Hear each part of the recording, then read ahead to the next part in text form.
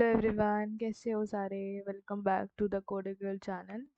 तो आज हम यूनिट 1 देखेंगे डेटा स्ट्रक्चर का, जो मोस्ट डिमांडेड वीडियो है AIML AIDS के लिए। तो देख लेते हैं डेटा स्ट्रक्चर। देखो, बहुत थ्योरेटिकल सब्जेक्ट है। इसमें आपको ऑब्वियसली कुछ चीज़ें समझनी पड़ेंगी, कुछ रटनी पड़ेंगी। तो ये है थ्योरेटिकल सब्जेक्ट। तो आपको दोनों चीज़ें मैनेज करके चलनी पड़ेंगी इधर, ठीक है। तो वही अपनी प्रथा से शुरू करते हैं। यूनिट 1 का देखो, पहला सिलेबस क्या है। Introduction to algorithmic complexity, introduction to various data structures, arrays, string, stacks, queues, operation on stacks and queues, array, application of stacks, recursion, polish expression and their complication, conversion of infixed expression to prefix and postfix expression, operations of queues, representations of queues, applications, priority queue, list और tuple dictionary data structure का overview. ठीक है, अब इनमें से important मैं बता देती हूँ। एक तो तुम्हारा सबसे इम्पोर्टेंट है स्टैक, उसके ऑपरेशंस। फिर है तुम्हारा पॉलिश एक्सप्रेशन, जो तुम्हारा इनफिक्स टू पोस्ट फिक्स और प्रीफिक्स आता है वो। फिर तुम्हारा क्यू, प्रायोरिटी क्यू क्या होती है, क्यू के सारे एल्गोरिदम्स, सारी चीज़ें। अब देखो, अगर तुम डेटा स्ट्रक्चर में क्या कहते हैं, अगर कोई लिखने को आया क्वेश्चन में कि डिफाइन स्टैक, तो तुम कोई भी रिलेटेड स्टैक से क्वेश्चन आया तो तुम स्टैक की पहले डेफिनेशन लिखोगे। फिर उसके बाद उसका जो भी ऑपरेशंस हैं वो लिखोगे। फिर उस ऑपरेशंस के जो भी एल्गोरिदम बन रहा होगा, जैसे स्टैक में मेरा सपोज करो आते हैं ऑपरेशन पुश पॉप, तो इसका एल्गोरिदम लिखोगे फिर तुम। तो ऐसे तुम्हें पूरे 5 नंबर मिलेंगे ये सब करने पर। मतलब तुम्हें सारी, जो भी तुम्हें क्वेश्चन आ रहा है उसके बारे में तुम्हें सारी चीज़ें लिख के आनी, जो जो तुम्हें आती हैं, जो जो तुम्हें पता है। ठीक है, इतनी बात समझ आ गई। अब शुरू करते हैं। अब देखो, डेटा क्या होता है। डेटा का मतलब क्या है, मेरे कलेक्शन ऑफ रॉ फैक्ट्स।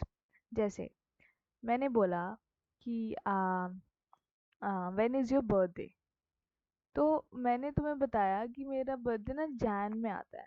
कब आता है? जैन में। तो ये मेरा मेरा डेटा हो गया। ये मेरा डेटा हो गया ना, कि मैंने तुम्हें बताया कि मेरा बर्थडे जैन में आता है। तो वो ये कलेक्शन ऑफ रॉ फैक्ट्स, मेरे जो रॉ फैक्ट्स आते हैं उस पे वो होता है मेरा डेटा। अब देखो, डेटा और इन्फॉर्मेशन में कुछ डिफरेंस होता है। देखो क्या होता है, इन्फॉर्मेशन और डेटा में क्या डिफरेंस होता है। कि डेटा में जैसे मैंने तुम्हें बताया कि मेरा बर्थडे जैन में आता है, अब मैं तुम्हें विद स्पेसिफाई करके बता दूं कि मेरी 9th जैन को मेरा बर्थडे आता है, ये डेट बता दूं, तो ये मेरी इन्फॉर्मेशन बन जाएगी इस पर्सन से रिलेटेड। तो ये मेरी इन्फॉर्मेशन बन जाएगी। डेटा का मतलब होता है मेरे रॉ फैक्ट्स, मुझे सिर्फ उसके बारे में पता है कि अच्छा, लमसम चीज़ें पता है, वो मेरा डेटा होती है। ठीक है, अब डेटा तो पता लग गया दीदी, अब डेटा स्ट्रक्चर भी बताओ। डेटा स्ट्रक्चर क्या है। डेटा स्ट्रक्चर का मतलब है कि मैं अपने डेटा को कैसे ऑर्गेनाइज कर रही हूँ, कैसे उसको स्टोर कर रही हूँ मेमोरी में। नाम से बता रहा है ना कि वो आप डेटा को कैसे स्ट्रक्चर कर रहे हो, मतलब ऑर्गेनाइज कर रहे हो, स्टोर कर रहे हो।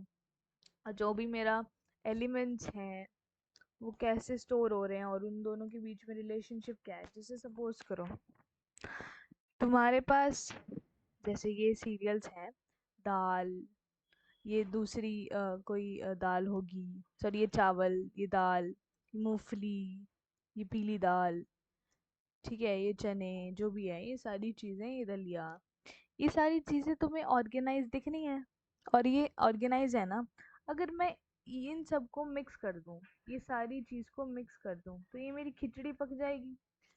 ये मेरी खिचड़ी पक जाएगी ना। तो मेरे को सारी चीज़ें, अब तुम खुद सोचो, तुम्हारे घर में सीरियल्स के जो डब्बे होते होंगे या राइस का कोई डब्बा होता होगा, ऐसे तो नहीं है ना कि तुम राइस के अंदर दाल मिला देते हो, नहीं ना।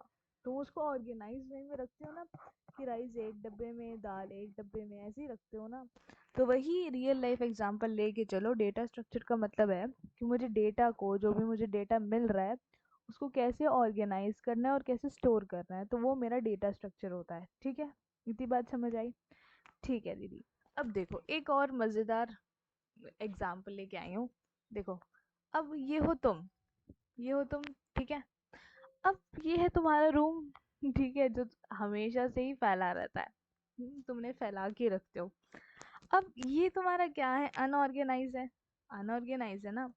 जब तुम्हारे घर में कोई गेस्ट आता है तो मम्मी तुम्हें ऑर्डर देती है ना, ओए अपने कमरे को सुधार लियो, ये जो ये तूने कबाड़ा मचा रखा है ना ये सब का, इसको एक प्रॉपर जगह पे सेट करियो। जैसे तुम्हारा, जैसे ये देखो,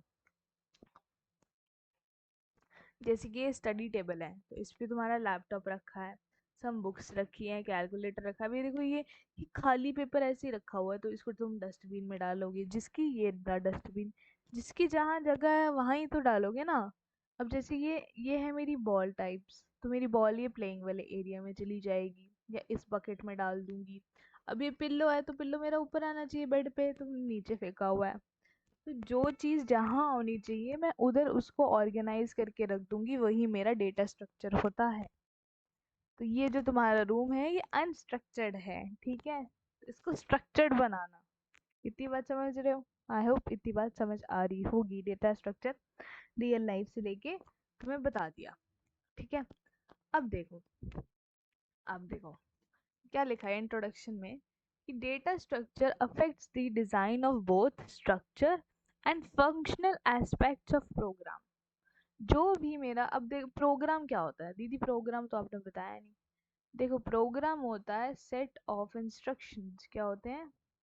सेट ऑफ इंस्ट्रक्शंस। प्रोग्राम क्या होता है? Set of instructions. जो भी मैं अपने इंस्ट्रक्शंस कंप्यूटर को दे रही हूँ वो होता है मेरा program, that is set of instructions, ठीक है। अब जो भी मेरा प्रोग्राम होगा वो इक्वल टू होता है algorithm plus data structure. Algorithm क्या होती थी मेरा? एल्गोरिदम क्या होती थी? प्री रिक्विजिट दे रही हूँ। एल्गो क्या होती थी? Step by step process. Step by step process होती थी ना। मैंने प्रोग्रामिंग इन सी में यूनिट 1 में सबसे पहले एल्गोरिदम ही पढ़ाई थी। एल्गोरिदम का मतलब क्या होता है, कि तुम, हमारे पास सपोज करो कोई एक एआई है। अब तुम्हें एक चीज बतानी है कि भाई तूने ना मैगी बनानी है, तो वो स्टेप बाय स्टेप भी तो बताते हो कि पहले गैस स्टोव को ऑन करना है, फिर उस पर पानी बॉईल करना है, फिर मैगी डालनी है, फिर मसाला डालना है, ऐसे ही तो बताते हो। एल्गोरिदम का मतलब होता है स्टेप बाय स्टेप प्रोसेस। तो प्रोग्राम मेरा किससे किससे बनता है? एल्गोरिदम से और डेटा स्ट्रक्चर से। अब मैं ऐसा तो नहीं कर सकती कि अनस्ट्रक्चर्ड वाला डेटा डाल दूं, जो मेरा स्ट्रक्चर्ड ही नहीं है वो डेटा डाल दूं, तो वो मेरा प्रोग्राम नहीं होगा। प्रोग्राम मेरा एल्गोरिदम और डेटा स्ट्रक्चर्स के साथ कंबाइन होके एक प्रोग्राम बनता है, ठीक है। अब हम आगे देखते हैं। अब देखो डेटा स्ट्रक्चर ना दो टाइप में, डेटा स्ट्रक्चर, डेटा स्ट्रक्चर जो है वो मेरा दो टाइप का होता है। एक होता है मेरा प्रिमिटिव और एक होता है मेरा नॉन प्रिमिटिव, ठीक है। एक प्रिमिटिव और एक नॉन प्रिमिटिव। अब देखो इसका फ्लो चार्ट मैंने आगे बनाया हुआ है प्रॉपर। देखो डेटा स्ट्रक्चर मेरा कितने टाइप का है? दो टाइप का, primitive data structure, non primitive data structure. अब प्रिमिटिव डेटा स्ट्रक्चर का मतलब क्या है? ऐसा डेटा स्ट्रक्चर जो ऑलरेडी मेरे पास है, मैं उसको इनबिल्ट है मेरे पास। जैसे इंटीजर है, मेरे को इंटीजर को किसी से डिराइव करने की ज़रूरत नहीं है। कैरेक्टर है, कैरेक्टर मेरा इनबिल्ट है। फ्लोट है, पॉइंटर है। कैरेक्टर इंटीजर का मतलब मेरा इंट, जैसे 7 पॉइंट, जैसे मेरा हो गया 7 8 9, ये सारे में इंटीजर्स हो गए, माइनस में भी हो सकता है। कैरेक्टर वही ABCD। फ्लोट जैसे 7.8 9.8। पॉइंटर का मतलब क्या है? वो मेरा एड्रेस स्टोर कर रहा है। किसका एड्रेस स्टोर कर रहा है? मेरे वेरिएबल का। वो मेरा पॉइंटर होता था। हाँ दीदी आपने प्रोग्रामिंग इसी में बहुत अच्छे से कराया था, समझ गए। अब प्रिमिटिव डेटा स्ट्रक्चर का मतलब क्या होता है? ऐसा डेटा स्ट्रक्चर जो मेरा ऑलरेडी मेरे पास इनबिल्ट है, मेरे को उसमें कोई चेंजेस करने की ज़रूरत नहीं है, ना कोई उसको डिराइव करने की ज़रूरत है किसी और डेटा स्ट्रक्चर से। ठीक है, ये मेरा बहुत बेसिक बिल्डिंग ब्लॉक है, इसके बिना मेरा काम नहीं चलेगा। अब नॉन प्रिमिटिव डेटा स्ट्रक्चर का मतलब क्या हुआ? जो मेरा डिराइव होगा प्रिमिटिव डेटा स्ट्रक्चर से।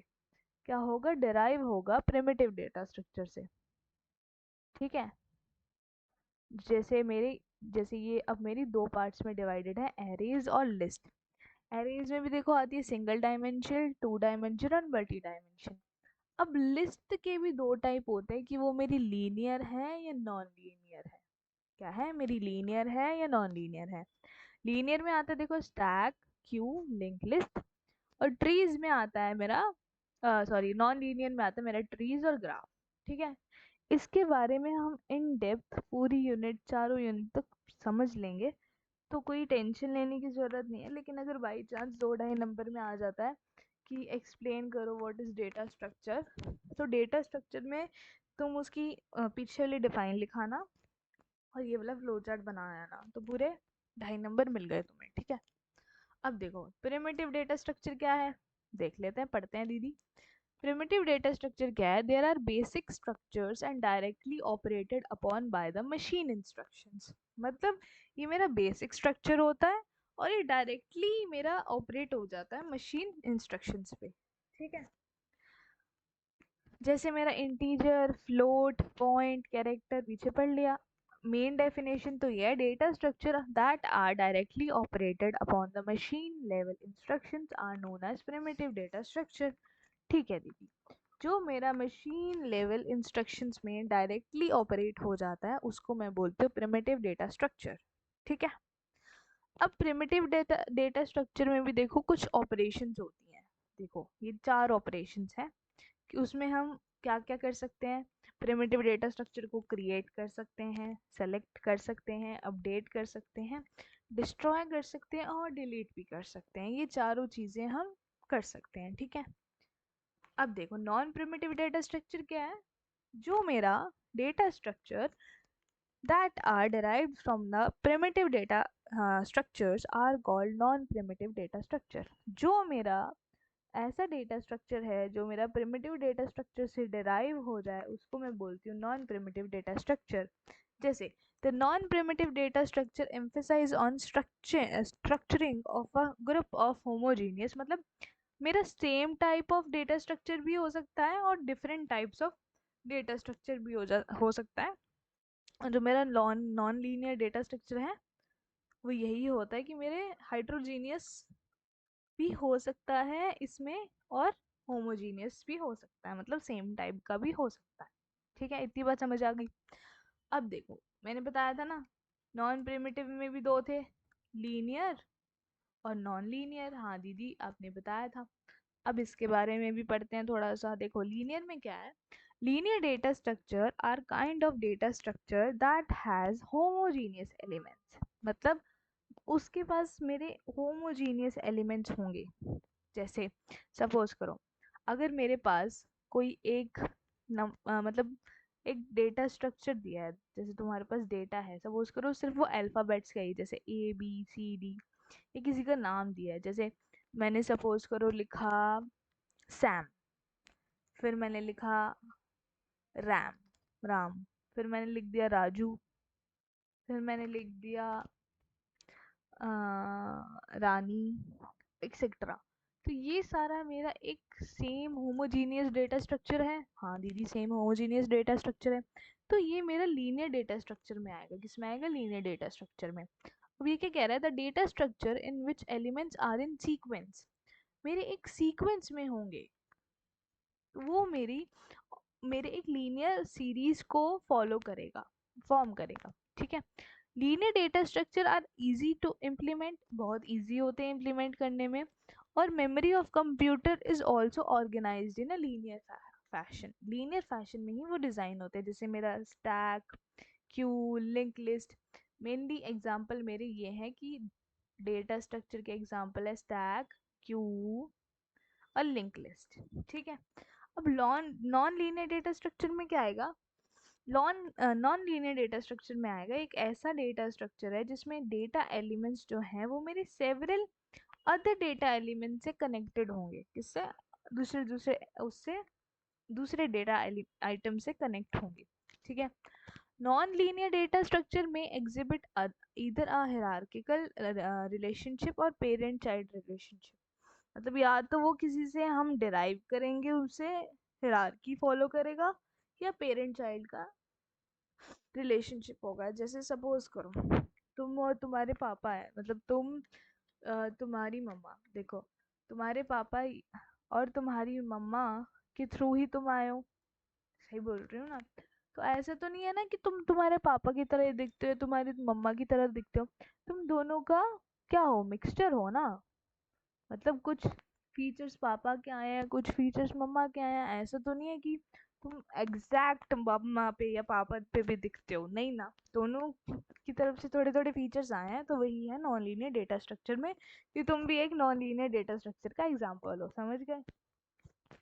देखो, the data elements are not arranged in sequential structure। मतलब एक sequential structure में डेटा नहीं होता, जिसका एग्जांपल है ट्रीज और ग्राफ्स। ठीक है।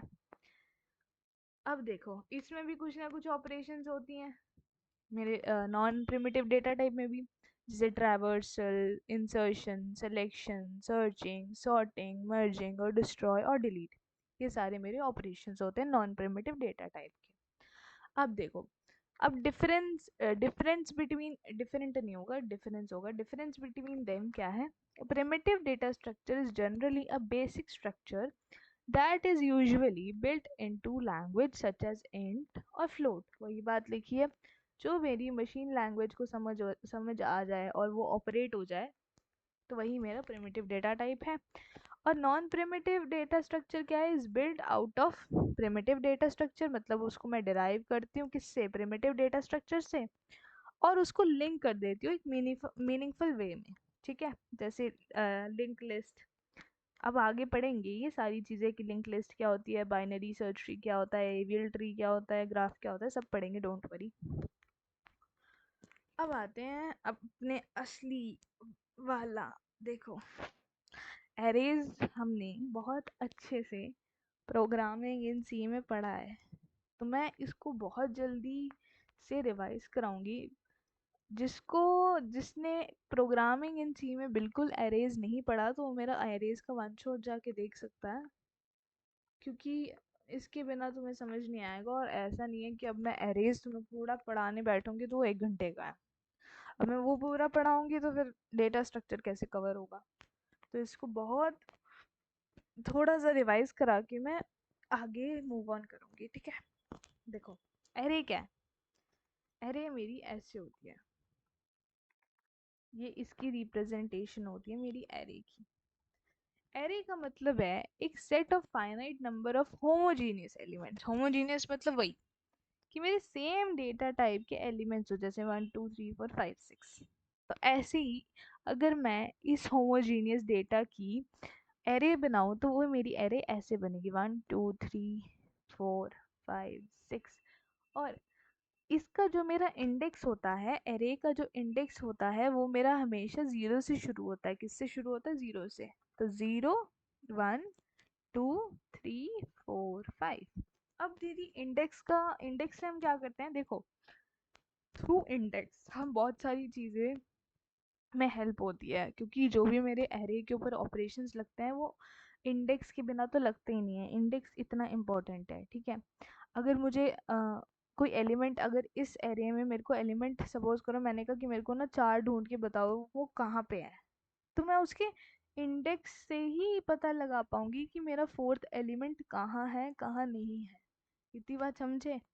अब देखो, आगे क्या लिखा है? इट मीन्स एन अरे can contain only one type of data. हाँ, या तो वो इंटीजर हो, या तो वो फ्लोट पॉइंट हो, या वो कैरेक्टर हो। तो ये मेरा एरे होता है। ठीक है। मतलब same type of data type stored in an tabular like this. ठीक है। अब देखो, an array with only one row और column is called one dimensional array. अगर मेरे एरे में या तो 1 कॉलम है, 1 रो है, और कॉलम भी मेरा 1 ही है, ठीक है। तो वो मेरी होती है वन डायमेंशनल एरे। क्या होती है? वन डायमेंशनल एरे, ठीक है। अब इसको मैं लिख, इसका सिंटेक्स क्या होता है? इसका सिंटेक्स होता है, अगर मेरे को इसका प्रोग्राम बनाना है तो इसका सिंटेक्स होता है, पहले तो डेटा टाइप आएगा, डेटा टाइप, फिर एरे का नाम, एरे नेम, फिर उसका साइज कि तुम्हें कितने की बनानी है।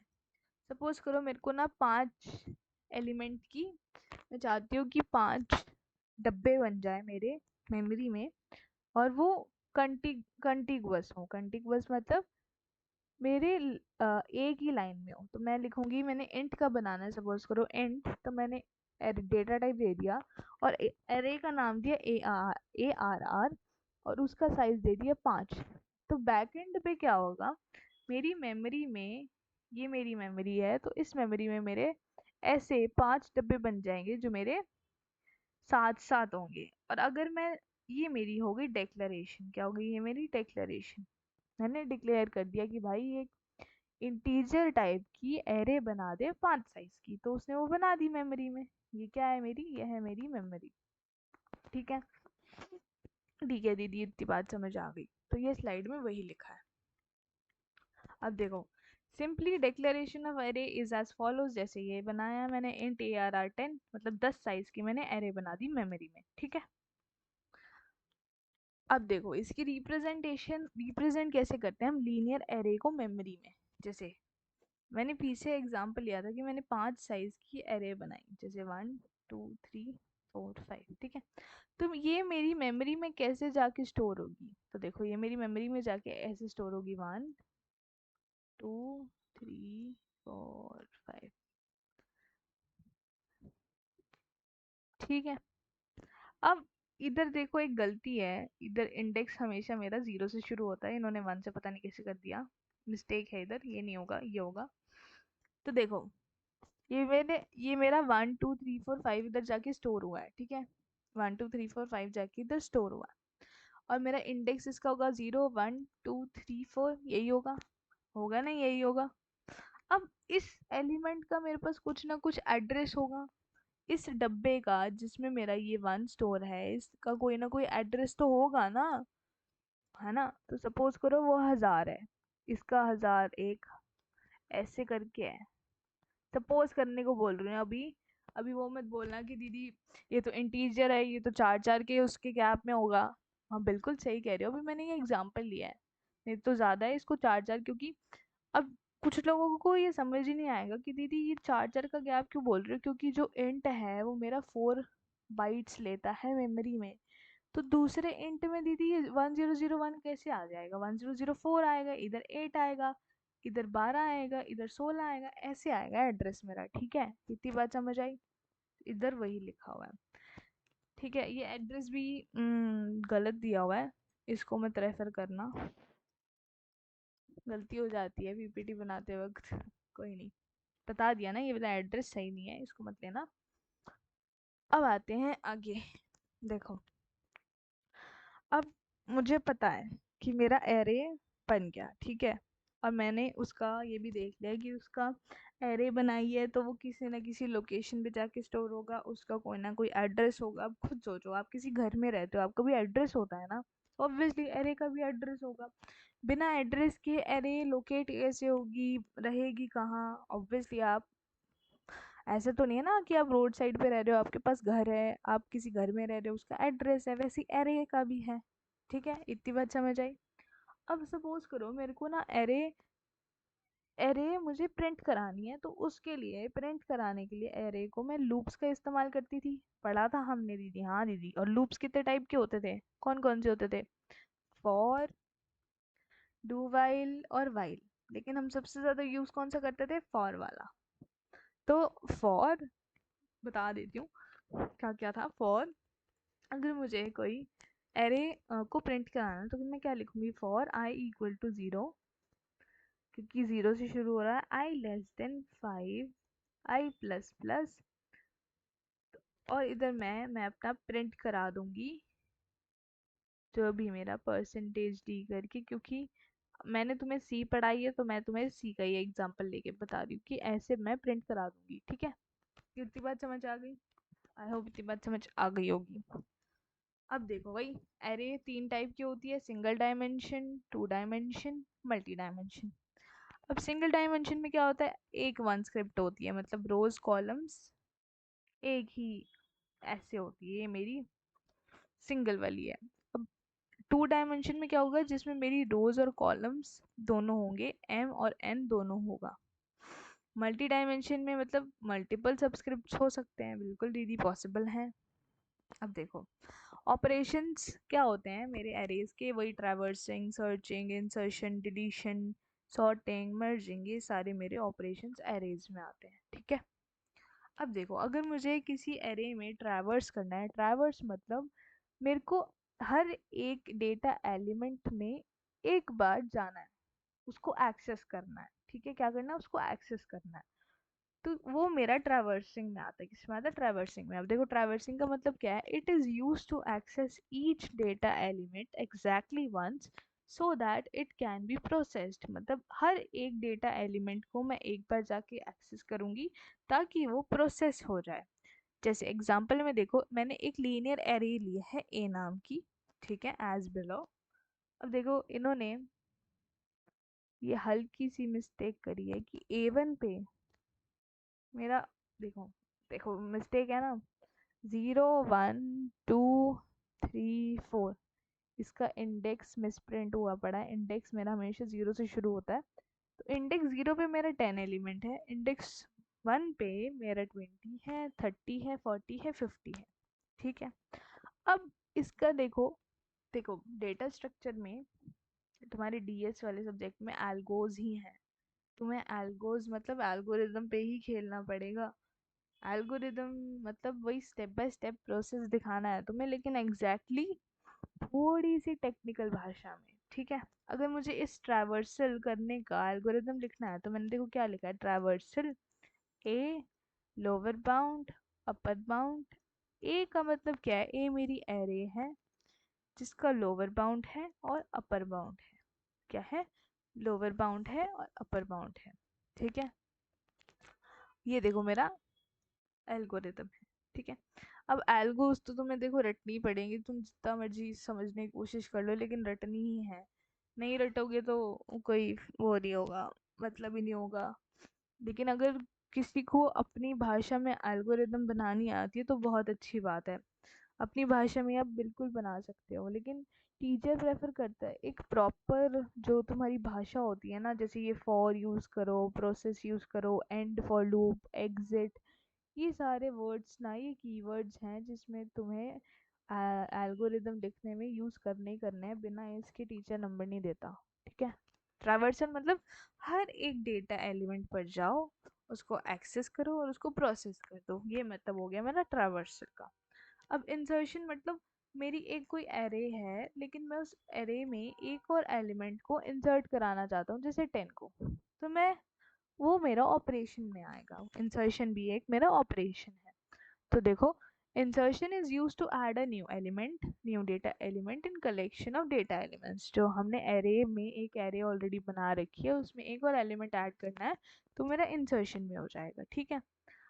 तो देखो, now element to be inserted is 100, मुझे 100 इंसर्ट करना है, और location for insertion is 3, third position पे, थर्ड पोजीशन पे मुझे इंसर्ट करना है 100। पहली पोजीशन पे है 10, 20, थर्ड पे है तुम्हारा 50, 30, 15 ऐसे है। लेकिन अब मुझे बीच में इंसर्ट कराना है, तो बिल्कुल हो जाएगा इंसर्ट। तो देखो, तो शिफ्ट द जो भी मेरा फिफ्थ लोकेशन है, जो भी मेरी फिफ्थ वाली लोकेशन है, 15th वाली, उसको तुम डाउनवर्ड से फर्स्ट प्लेस पे कर दो, और थर्ड को इंसर्ट करा दो, मतलब इसको इधर कर दो, इसको इधर कर दो, इसको इधर कर दो, ऐसे इस तरफ शिफ्ट करा दो सारा। लेकिन जो ये शिफ्टिंग की, इंसर्शन की, एरेज की ना कॉस्ट बहुत ज़्यादा होती है।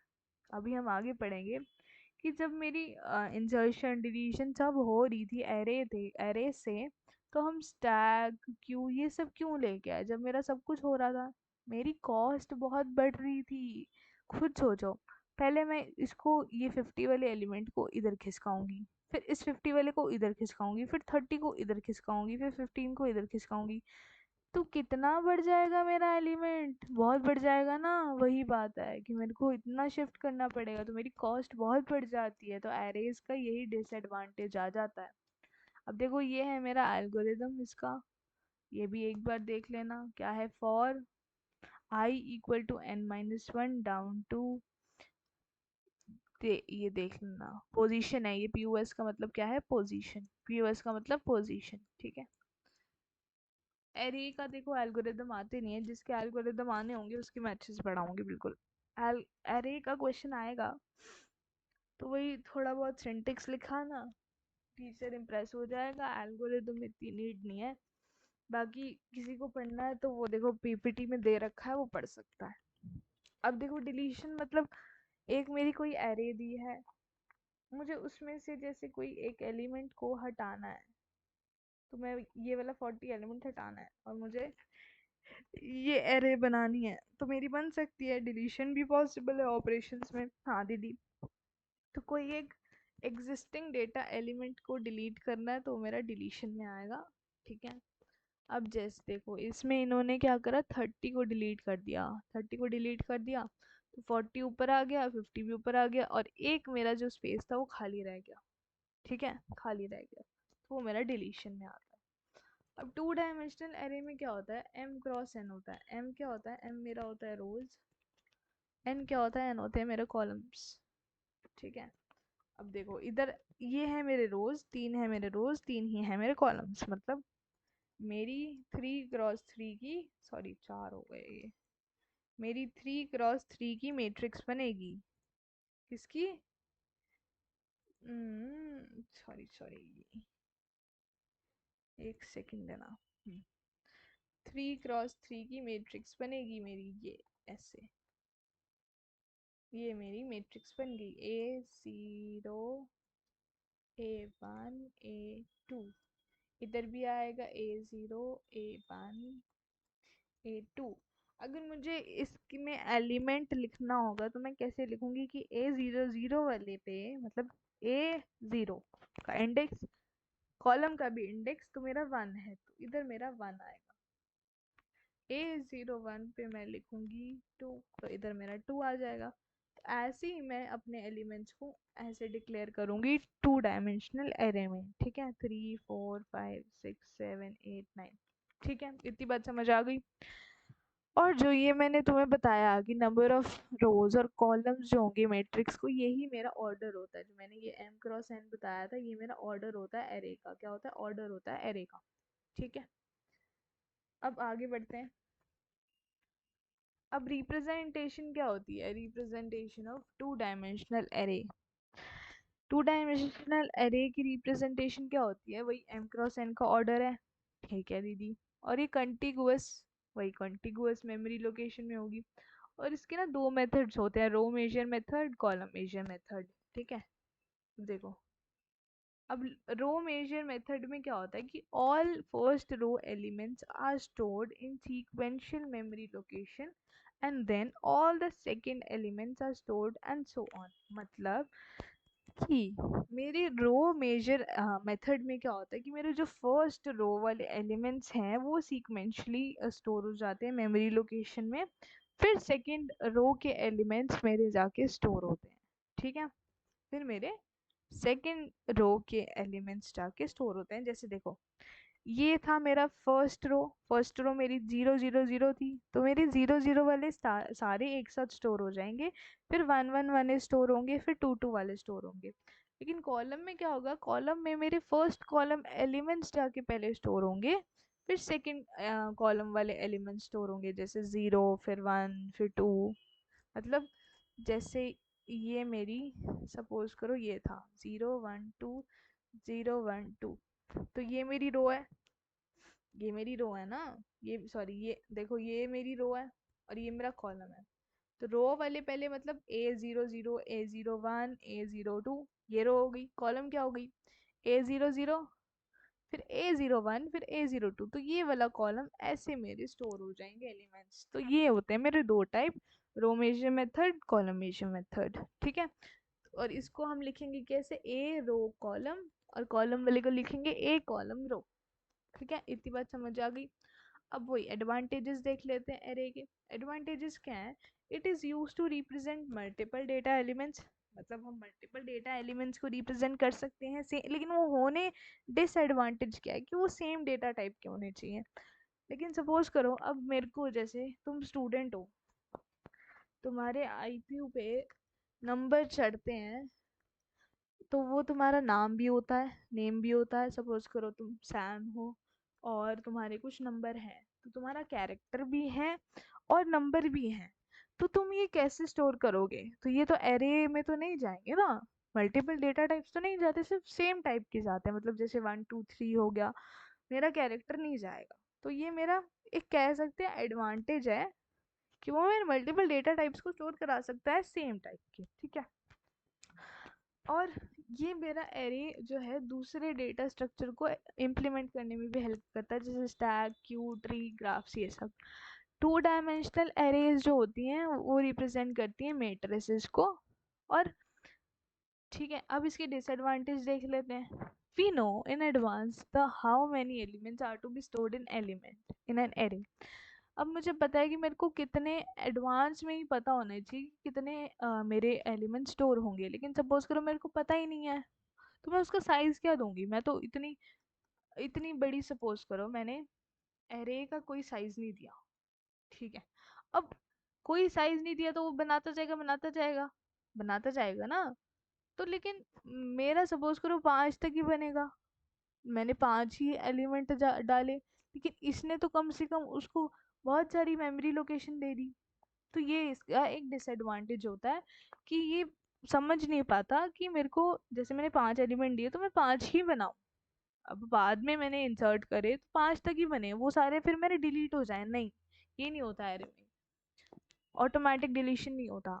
एरे इज स्टैटिक स्ट्रक्चर है, एक स्टैटिक स्ट्रक्चर है और फिक्स्ड साइज का एरे होता है। और memory which is allocated to array can not be increase. जो भी मैंने मेमोरी एक बार एलोकेट कर दी, ना तो इंक्रीज होगी ना डिक्रीज होगी, वही फिक्स साइज का है, वही लिखा है। और कॉस्ट इफेक्टिव बहुत हो जाता है जब मैं इंसर्शन और डिलीशन करती हूँ कोई जैसे सपोज करो मुझे 4 हटाना है, 3 हटाना है, तो मेरा कॉस्ट बहुत बढ़ जाता है। पहले मैं 4 को इधर खिसकाऊंगी, फिर 5 को इधर खिसकाऊंगी, कितना कॉस्ट बढ़ गया। तो ये इसके डिसएडवांटेज हैं। अब ये सारे डिसएडवांटेज दूर करने के लिए मेरा पिक्चर में आता है स्टैक। क्या आता है, स्टैक। अब स्टैक क्या है, स्टैक मेरा एक लीनियर डेटा स्ट्रक्चर है जो मेरे एक पर्टिकुलर ऑर्डर को फॉलो करता है, ठीक है, पर्टिकुलर ऑर्डर को फॉलो करता है। अब इसके अंदर इंसर्शन वाले ऑपरेशन को मैं बोलती हूँ पुश, क्या बोलती हूँ, पुश। और डिलीशन वाले ऑपरेशन को बोलती हूँ पॉप। किसको बोलती हूँ, पॉप। और ये मेरे एक ऑर्डर को फॉलो करता है जिसको मैं बोलती हूँ लीफो, मतलब last in first out, last in first out. और फीलो को मतलब first in last out, first in last out. अब देखो ऐसे बनता है मेरा स्टैक, कैसे बनता है, ऐसे, ठीक है। सपोज करो मेरा स्टैक है 1 2 3 4 5 का, तो मेरा स्टैक हमेशा ऐसे ही बनता है। मेरा इंसर्शन जो है वो, मेरा पुश जो है वो हमेशा यहाँ से नीचे से शुरू होता है, किससे शुरू होता है, डाउनवर्ड से। तो 1 मेरा इधर पुश हुआ, पुश करा दिया मेरे मार्जिन को। फिर मेरा 2 पुश होगा, ठीक है दीदी करा दिया। फिर मेरा 3 पुश होगा, फिर मेरा 4 पुश होगा, फिर मेरा 5 पुश होगा। फिर अगर मेरे को सपोज करो पॉप कराना है, मेरे को एम्प्टी करना है, ये पूरा स्टैक एम्प्टी करना है, तो पहले हमेशा मेरा 5 डिलीट होगा, तो ऊपर वाला एलिमेंट डिलीट होगा, तो ये हट जाएगा मेरा, फिर ये हटेगा, फिर ये हटेगा, फिर ये हटेगा। इससे हमारी एक एम्प्टी वाली स्टैक बन जाएगी। क्या बन जाएगी, एम्प्टी वाली स्टैक बन जाएगी। देखो first in last out, last in first out को फॉलो करता है। और ये मेरा जो सबसे ऊपर वाला एलिमेंट होता है, ये होता है मेरा टॉप। और ये होता है सबसे नीचे वाला, ये होता है मेरा नल, ठीक है, ये होता है मेरा नल। अब सपोज करो, देखो स्टैक का रियल लाइफ एग्जांपल क्या हो सकता है। देखो स्टैक को हम इम्प्लीमेंट दो तरीके से कराते हैं, एरेज से और पॉइंटर से, ठीक है। अब देखो स्टैक का मतलब क्या है कि मेरे को एक के ऊपर एक चढ़ा के रखना है। जैसे ये वाला तुमने देखे होंगे, ये मेरे बीट्स हैं। तुमने अबैकस देखा है? अबैकस तो सबने देखा होगा। एक ऐसा होता है और उसके बीट्स ना ऐसे ऐसे लाइन वाइज में लगे होते हैं, ऐसे ऐसे लगे होते हैं। तो ये मेरा स्टैक का एक रियल लाइफ एग्जांपल हो गया कि एक के ऊपर एक के ऊपर एक चढ़ के बैठा है, वही है ये देखो। अब जैसे कॉइन्स हैं, ये भी मेरे स्टैक में है, ये भी मेरे स्टैक में है। अब तुमने, जब तुम लाइब्रेरी जाते हो, तुमने बुक्स भी देखी होंगी ना, बुक्स भी मेरी एक के ऊपर एक के ऊपर लगी होती है, एक के ऊपर एक के ऊपर एक ऐसे। तो वो भी मेरी स्टैक ऑफ बुक्स होती हैं। क्या होती है? Stack of books. समझ आ गई इतनी? आई होप इतनी तो समझ आ गई होगी। और मेरा स्टैक हमेशा ऐसे बनता है, सबसे फर्स्ट एलिमेंट मेरा टॉप होता है, सबसे लास्ट वाला एलिमेंट मेरा होता है नल, और मेरी हमेशा हमेशा इंसर्शन शुरू होती है नीचे से। हमेशा इंसर्ट मैं नीचे से करूँगी, लेकिन डिलीशन मेरी होती है टॉप से। डिलीशन कहाँ से होती है? टॉप से। अगर सपोज करो मेरा ये पूरा ही स्टैक खाली हो गया, पूरा स्टैक खाली हो गया, तो उसको भी एक नाम बोलते हैं। और पूरा ही भर गया तो उसका भी एक नाम होता है। दोनों अभी पढ़ेंगे, ठीक है। बस इतना समझ लो कि मेरे दो ऑपरेशन होते हैं, पुश पॉप। पुश का मतलब इंसर्ट कराना, इंसर्ट हमेशा मेरा नीचे से होता है। पॉप का मतलब मुझे डिलीट कराना, और डिलीशन हमेशा टॉप से होता है, ठीक है। देखो ये ऑपरेशंस लिखे हैं। Stack, it creates a new stack जो एम्प्टी होता है। जो जब भी मेरा स्टैक बनेगा वो हमेशा मेरा एम्प्टी होगा। मैं जब उसमें इंस्ट्रक्शंस दूंगी पुश या पॉप की, तब जाके मेरा कोई एलिमेंट पुश होगा या पॉप होगा, ठीक है। पुश का मतलब मैं पुश करा देती हूँ। सपोज करो इस टैग में मैंने पुश कराया 1, तो 1 जाके इधर पुश हो गया, तो ये ऐड कर देता है न्यू एलिमेंट को to the top of the stack, ठीक है। टॉप ऑफ द स्टैक से कर देता है। अब इट, पॉप का मतलब मेरा रिमूव करेगा टॉप एलिमेंट को। हाँ दीदी। पीक का मतलब मेरा रिटर्न करा देगा टॉप एलिमेंट को, लेकिन उसको रिमूव नहीं करेगा। वो होता है मेरा पीक। और इस एम्प्टी चेक करेगा कि क्या मेरा स्टैक एम्प्टी है। और साइज का मतलब मेरे स्टैक का साइज निकाल के दे देगा कि मेरे स्टैक का साइज कितना है, ठीक है। ये कुछ ऑपरेशंस थे मेरे स्टैक के। अब देखो स्टैक कंडीशंस क्या है। देखो अगर मेरा स्टैक फुल है, जैसे सपोज करो ये 9 8 7 6 5, तो मैंने ये सारे पुश करा दिए एलिमेंट्स, लेकिन ये तो मेरा स्टैक फुल हो गया। अब मैं चाहती हूँ कि इधर 10 भी पुश हो, तो ये तो पुश नहीं हो सकता ना, क्योंकि मेरा स्टैक तो पूरा ही भर गया है। तो इस कंडीशन को मैं बोलती हूँ ऑफ ओवरफ्लो ऑफ स्टैक। मतलब मेरा स्टैक ओवरफ्लो कर गया। अब जब तुम नहाते हो, तुमने सपोज करो टैप चलाया, ठीक है। सपोज करो ये टैप है, पानी जा रहा है। अब पानी जा रहा है और तुम ना चला के भूल गए, तो ओवरफ्लो हो जाती है ना बकेट। तो वही है कि अगर तुम किसी चीज़ को उसकी क्वांटिटी, किसी चीज़ को जो स्टोर करने की कैपेसिटी है उससे ज़्यादा क्वांटिटी में दोगे, तो वो ऑब्वियसली उसका डिसएडवांटेज होगे, वो ओवरफ्लो करेगी, वो अपने आप को उस चीज़ में रिटेन नहीं कर पाएगी ना। वही है। जैसे रियल लाइफ एग्जांपल लो, अगर तुम सपोज करो तुम्हारे बहुत सारे फ्रेंड्स हैं, ठीक है। तुम सारे फ्रेंड्स को एक जैसा लेके चलते हो, लेकिन वो फ्रेंड्स तुम्हें समझते हैं कि अरे ये तो ऐसे ही है, ये तो मान जाएगा हर एक चीज़ में, मतलब वो तुम्हें यूज करते हैं। और तब तुम उनको बार बार चांस दे ही जा रहे हो, दे ही जा रहे हो। और तुम्हारा एक ऐसा पॉइंट आता है ओवरफ्लो वाला, या जो भी है एग्जैशरेशन वाला पॉइंट आता है, कि तुम्हें लगता है कि अरे यार बस अब नहीं, अब मेरे से नहीं हो पाएगा, अब मेरी ये दोस्ती जाए भाड़ में, मैं नहीं यूज हूँगा। तो वही है, रियल लाइफ एग्जांपल में बता दिया कि मतलब उतना ही करो किसी के लिए जितना तुमसे वो चीज हो पाए, ठीक है। इतनी बात समझ गए? उतना ही करो जितना तुम कर पाओ और जितना तुमसे हो पाए। उससे ना ओवर करो ना उससे कम करो, साफ सीधी बात, ठीक है। अब देखो, अब आगे देखते हैं। अब अगर मेरा स्टैक बिल्कुल ही खाली है, अब सपोज करो तुम्हारे दोस्त ही नहीं है, तो अब तो तुम पूरे ही खाली हो गए, तो टॉप मेरा नल है, टॉप मेरा क्या है, नल है ना। अब देखो स्टैक में होता क्या है, मेरा टॉप ये ना यहाँ पे होता है। सपोज करो मैंने पुश कराया, मेरे पास स्टैक है 10 20 30, तो मैंने पहले पुश कराया 10, ठीक है दीदी 10 पुश हो गया। अब मैंने पुश कराया 20, तो मेरा टॉप जो है ना वो +1 हो जाता है, टॉप मेरा +1 हो जाता है।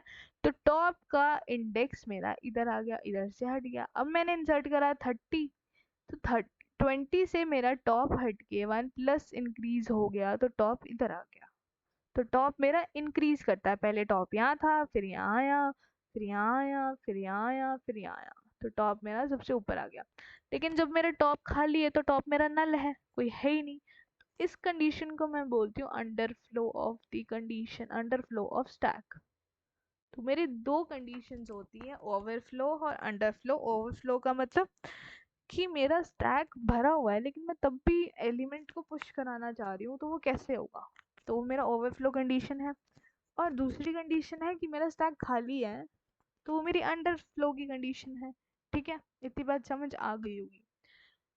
अब आते हैं पुश ऑपरेशन पे। देखो पुश का मतलब क्या है कि मेरे एलिमेंट्स को, जैसे देखो ये मेरा है एम्प्टी स्टैक, हाँ दीदी ये मेरा है एम्प्टी स्टैक। मैंने इसमें पुश कराया ए, हाँ दीदी पुश कराया, तो टॉप मेरा यहाँ था ए के पास। फिर मैंने पुश करा दिया बी, तो मेरा इधर टॉप +1 हो गया, हाँ दीदी टॉप अब बी पे आ गया, बी पे इंडेक्स आ गया। अब मैंने फिर +1 करा दूंगी क्योंकि मेरे को सी भी इंसर्ट कराना है, तो टॉप मेरा इधर आ जाएगा, हाँ दीदी। अब देखो यही लिखा है, the process of adding one element और एलिमेंट और item to the stack is represented by an operation, जिसको मैं बोलती हूँ पुश ऑपरेशन। ठीक है, और वही नीचे ओवरफ्लो की कंडीशन लिखी है, अगर मेरा स्टैक भरा होगा और उसमें स्पेस नहीं होगी कि वो उसको दूसरे जो भी मेरे को गिवन एलिमेंट है उसको एक्सेप्ट कर पाए, तो वो मेरी ओवरफ्लो स्टेट में चला जाएगा। ठीक है, अब देखो ओवरफ्लो ऑपरेशन का एल्गोरिदम क्या है। देखो पुश स्टैक, फिर उसका टॉप, साइज, आइटम। ठीक है, अब देखो स्टेप 1 क्या है, अगर मेरा टॉप n एलिमेंट होगा, मतलब कुछ ना कुछ एलिमेंट होगा, मेरा टॉप n का मतलब क्या है, मेरा साइज। अगर मेरा टॉप मेरे साइज के बराबर है, मतलब साइज मेरा सपोज करो 5 है, इसके बराबर है, और मैं उसके अंदर कोई एलिमेंट, मतलब ये मेरी ओवरफ्लो चेक करने की कंडीशन है, अगर मेरा टॉप मेरे साइज के बराबर होगा तो मेरा प्रिंट करा देना stack is full, stack full है और ओवरफ्लो है, अगर बाई चांस मैं कोई और एलिमेंट पुश कराना चाह रही हूँ तो। फिर मैं एग्जिट कर दूंगी। फिर एंड इफ, अगर मेरे अगर ये वाली कंडीशन मेरी फॉल्स हो जाएगी तो मैं स्टेप 2 पे आऊंगी और मैं टॉप को +1 करा दूंगी, मतलब मेरा टॉप +1 हो जाएगा, उसमें इंसर्ट हो जाएगा। फिर जो भी मेरा एलिमेंट था स्टैक के टॉप वाले उसमें साइज में या फिर इंडेक्स में, मेरा आइटम को उसको असाइन कर दो, तो मेरा आइटम में जाके स्टोर हो जाएगा, और रिटर्न करा दो। देखो दोबारा बताती हूँ, अगर तुम वही इसकी वही कंडीशंस वाला हिसाब है, एक मिनट एक मिनट एक मिनट, अरे अरे अरे अरे अरे अरे, देखो क्या होता है, एक मिनट।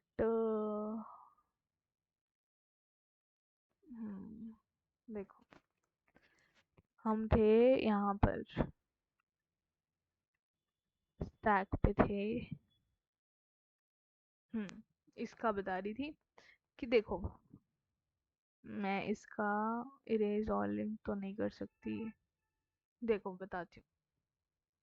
सपोज करो मेरे पास एक स्टैक है, मैंने उसमें पुश करा दिया 1, फिर पुश करा दिया 2, फिर पुश करा दिया 3, फिर पुश करा दिया 4, फिर पुश करा दिया 5। अब मेरा स्टैक भर गया। अब मैं इसका एल्गो कैसे लिखूंगी, मैं पहले चेक करूंगी क्या मेरा स्टैक भरा हुआ है। इफ टॉप इक्वल टू मेरा साइज एन ऑफ दिस, तब मैं प्रिंट करा दूंगी कि मेरा स्टैक भरा हुआ है, स्टैक इज फुल और ओवरफ्लो, फिर मैं एग्जिट हो जाऊंगी। अब एक और स्टैक लो, सपोज करो 1 और 2, अब मेरी ये स्टैक खाली है। अगर ये मेरी स्टैक खाली है तो इसमें मैं अपना पुश करा सकती हूँ, दूसरा तीसरा थर्ड एलिमेंट में पुश करा सकती हूँ। तो मैं क्या करूँगी, टॉप टॉप मेरा इधर था ये वाली स्टैक में, तो टॉप +1 कर दूंगी तो इधर आ जाएगा मेरा टॉप। अब इस टॉप में मेरा जो भी एलिमेंट था, 3 एलिमेंट था, तो मैं इस स्टैक वाले टॉप वाले इंडेक्स में 3 को स्टोर करा दूंगी और रिटर्न करा दूंगी, तो ये बन जाएगी मेरी स्टैक, है ना।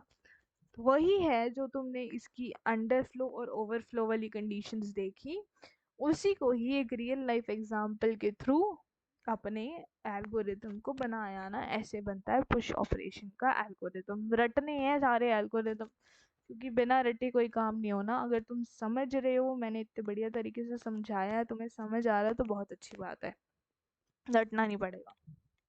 अब आता है पॉप ऑपरेशन। पॉप में क्या है कि मुझे डिलीट कर रही हूँ, जैसे मेरा टॉप था सी, अब जैसे मैंने पॉप कराना है, पॉप कराऊंगी। देखो पॉप पॉप वाले फंक्शन में मैंने कोई एलिमेंट नहीं दिया, ठीक है, क्योंकि मैं एक ऑपरेशन लगाऊंगी पॉप का तो मेरा हमेशा जो सबसे ऊपर वाला एलिमेंट है वही हटेगा, तो सी हट गया।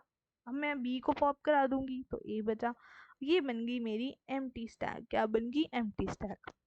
अब देखो एल्गोरिज्म जो पुश का था और पॉप का बहुत सिमिलर है, बस इसमें तो एक कंडीशन चेक करनी होगी अंडरफ्लो वाली, कि अगर मेरा टॉप जीरो टॉप मेरा 0 है, या फिर इधर लिख सकते हो टॉप इक्वल टू नल, ये भी लिख सकते हो और करके, मतलब दोनों में से कुछ भी लिख सकते हो, टॉप 0 या टॉप नल। तो मैं प्रिंट करा दूंगी जो मेरा स्टैक है वो मेरा क्या है, एम्प्टी है और ओवरफ्लो कर रहा है, सॉरी अंडरफ्लो कर रहा है, ठीक है, और एग्जिट करा दूंगी। अगर ऐसा नहीं है तो मैं क्या करूंगी, अपने आइटम को स्टॉक वाले पे स्टोर कर दूंगी, जो मेरा ये है आइटम को स्टैक वाले, जो भी था मेरा टॉप उस पे स्टोर करा दूंगी, जो था मेरा, जैसे टॉप मेरा इधर था तो मैंने इधर करा दिया 10 स्टोर। अब मैं क्या करूंगी, अब मैं क्या करूंगी, टॉप को, सॉरी एक मिनट, देखो, हम्म, एक मिनट रुको, एक चीज थोड़ी सी गड़बड़ हो गई। आ, देखो, इरेज और लिंक,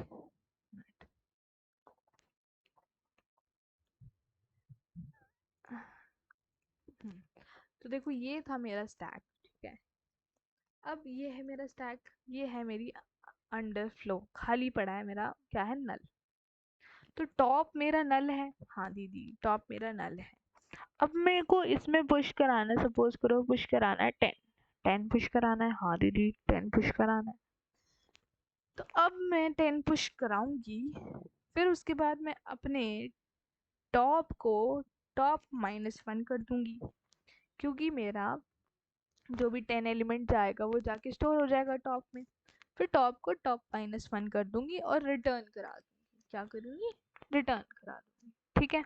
इतनी बात समझ आई? हाँ दीदी समझ आई। उसमें हमने इंक्रीमेंट करा था टॉप को, इधर मैं डिक्रीमेंट करूंगी, ठीक है। बस थोड़ा सा ही डिफरेंस है पुश और पॉप वाले ऑपरेशन में। अब पीक का मतलब क्या था कि वो वाला एलिमेंट मेरे को पता चल जाएगा कि वो एलिमेंट क्या है, लेकिन मैं उसको डिलीट नहीं करूंगी। क्या है, process of returning, top element को मेरे को रिटर्न दे देगा, लेकिन मैं उसको स्टैक में से रिमूव नहीं करूंगी, ठीक है, पॉप ऑपरेशन नहीं लगाऊंगी, ठीक है। अब देखो, तो अगर मेरा टॉप नल के बराबर है तो मेरा अंडरफ्लो चेक होगा और पता लग जाएगा स्टैक मेरा एम्प्टी है, ठीक है। तो मेरा रिटर्न करा देना कि स्टैक टॉप, और मेरा जो भी टॉप एलिमेंट है उस पे आ जाना और मेरे को एग्जिट कर देना, क्योंकि मेरे को इसमें टॉप का एलिमेंट को ही रिटर्न कराना है। क्या करना है? टॉप एलिमेंट को ही रिटर्न कराना है। ये था मेरा पीक ऑपरेशन में। इतनी बात समझ आ रही है? अब आते हैं एप्लीकेशंस ऑफ स्टैक्स। कौन कौन सी एप्लीकेशन होती है? बैक ट्रैकिंग, फिफ्थ सेम में पढ़ोगे बैक ट्रैकिंग डा सब्जेक्ट में, कि बैक ट्रैकिंग क्या होती है, अभी के लिए होल्ड पे रखो। कि मेरा स्टैक यूज़ होता है क्विक सॉर्ट में, run time memory memory management में, टावर ऑफ हेनॉय को सॉल्व करने में, और डेसिमल टू बाइनरी कन्वर्ट करने में। तो बहुत सारी चीज़ों में काम आता है, पढ़ लेना। वही infixed expression to post fix expression में भी काम आता है, ठीक है। अब हम देख लेते हैं अरिथमेटिक एक्सप्रेशन। देखो अरिथमेटिक एक्सप्रेशन में क्या होता है, ये बहुत इम्पोर्टेंट टॉपिक है। ये तुम्हारा 5 नंबर में तो पक्का ही पक्का आता है, मिड टर्म में पक्का आता है। तो देखते हैं एक्सप्रेशन क्या है। एक्सप्रेशन मेरा कॉम्बिनेशन होता है ऑपरेंड्स और ऑपरेटर्स का कॉम्बिनेशन होता है मेरा क्या, अरिथमेटिक एक्सप्रेशन। ठीक है। ऑपरेंट क्या होते हैं, ऑपरेंट मेरे होते हैं जैसे कांस्टेंट है, वेरिएबल है, ये सारी चीज़ें हैं। ऑपरेटर्स क्या होता है, plus minus multiply divide etcetera. तो ये सारे मेरे होते हैं ऑपरेटर्स। ठीक है। अब मेरे एक्सप्रेशन भी ना 3 टाइप के होते हैं, इनफिक्स, पोस्टफिक्स, प्रीफिक्स। इनफिक्स में क्या होता है कि मेरा जो ऑपरेटर है वो मेरे बीच में आता है, वो होता है मेरा infix expression. Postfix postfix expression में मेरा जो भी ऑपरेटर है वो लास्ट में आता है। प्रीफिक्स में मेरा जो भी ऑपरेटर है वो मेरा पहले आता है। ठीक है। इनफिक्स मतलब बीच में सैंडविच्ड है, पोस्टफिक्स मतलब नाम से बता रहा है पीछे है, प्री मतलब पहले है। तो ये होते हैं मेरे 3 एक्सप्रेशंस। ठीक है।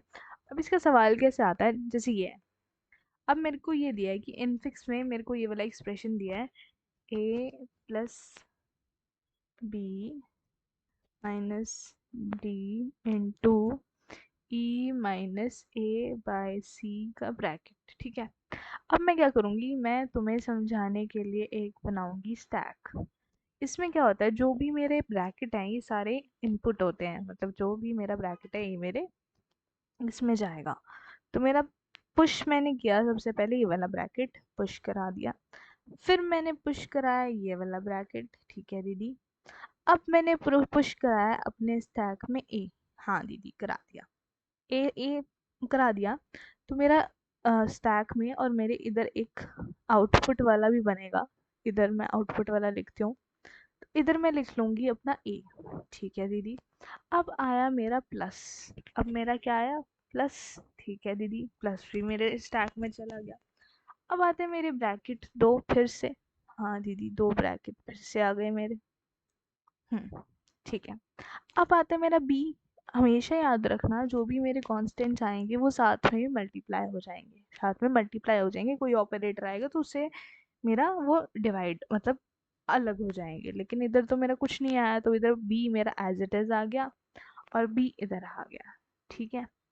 और इधर से मैं इसको अब हटा सकती हूँ, क्या करती हूँ, क्योंकि मैंने लिख दी है अपने ऑपरेटर में भी, तो मैं इसको हटा सकती हूँ। हाँ दीदी बिल्कुल हटा सकते हो। इधर से बी हट गया, इधर से मेरा ए हट गया। ठीक है। अब क्या आएगा, अब आएगा मेरा ये जो मेरा प्लस था ये मेरा ए की जगह आ जाएगा। हाँ दीदी। और 2 ब्रैकेट मेरे ऐसे आ जाएंगे। हाँ दीदी ठीक है, इतनी बात तो समझ आ गई। अब दीदी मेरा आ रहा है मल्टीप्लाई का ऑपरेटर। क्या आ रहा है, मल्टीप्लाई का ऑपरेटर। हाँ दीदी मल्टीप्लाई का ऑपरेटर तो आ रहा है। अब क्या होगा मेरा, हमेशा याद रखना, सॉरी ये पावर वाला और परसेंटेज की मेरी प्रेसिडेंस हमेशा हाई होती है। प्लस माइनस की सेम होती है, मल्टीप्लिकेशन डिवीजन की सेम होती है।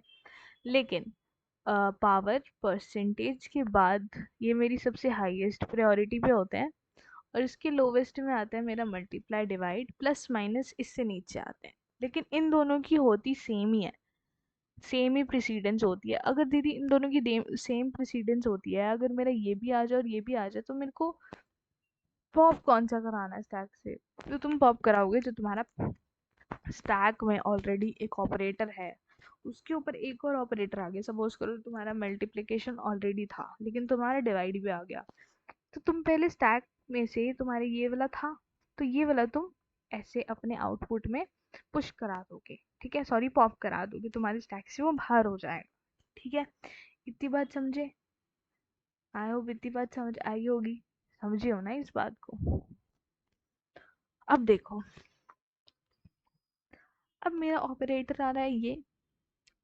देखो मैं ये वाला एग्जाम्पल भी ले सकती हूँ, बट मैंने ये तुम्हें ये समझाने के लिए बताया था कि मैं ऐसे ऑपरेटर्स को भी ऐसे स्टैक में बनाऊंगी। तो ये वाला जो इनफिक्स वाला पार्ट है ये वाला तुम एक बार ट्राई करके देखना, लेकिन मैं ये वाला तुम्हें कोशिश कराऊंगी ये वाला करने की। ठीक है। तो देखते हैं, देखो मैंने सिर्फ ये बताने के लिए बताया था कि स्टैक में कैसे जाएंगे और प्रेसिडेंस कैसी थी, ठीक है। अब देखो, अब हम देखेंगे एक बार ये वाला एग्जांपल जो मुझे ये दिया है। देखो ये क्या दिया है, ब्रैकेट a प्लस बी, फिर इसका, फिर c, फिर d मल्टीप्लाई बाई e, ये मुझे इनफिक्स में दिया है। अब मैं क्या बनाऊंगी, एक स्टैक बनाऊंगी। इसमें मैंने पहले पुश कराया मेरा ब्रैकेट, फिर पुश हुआ मेरा a। हाँ दीदी, अब इधर मैं आउटपुट का भी लिखूंगी कि मेरा पोस्ट फिक्स से जो भी है मेरा, वो इनफिक्स से मुझे पोस्ट फिक्स में करना है। किस में करना है, इनफिक्स टू पोस्ट फिक्स करना है। तो अब दीदी बताओ क्या होगा। देखो, अब इधर मेरा ए इन आउटपुट में मैं प्रिंट करा दूंगी, क्योंकि ऑपरेटर मेरा हमेशा मेरा स्टैक में भी जाएगा और आउटपुट में भी आएगा। तो दीदी मैंने इसको आउटपुट तो करा दिया, तो ठीक है, इसको स्टैक से हटा दो क्योंकि मैंने पॉप करा दिया इसको यहाँ से। हाँ दीदी पॉप करा दिया, बिल्कुल सही बोला आपने। अब अगला ऑपरेटर आया मेरा प्लस, प्लस को फिर मैंने पुश करा दिया, ठीक है दीदी। अब दीदी आया बी, बी क्या है मेरा, ऑपरेंट।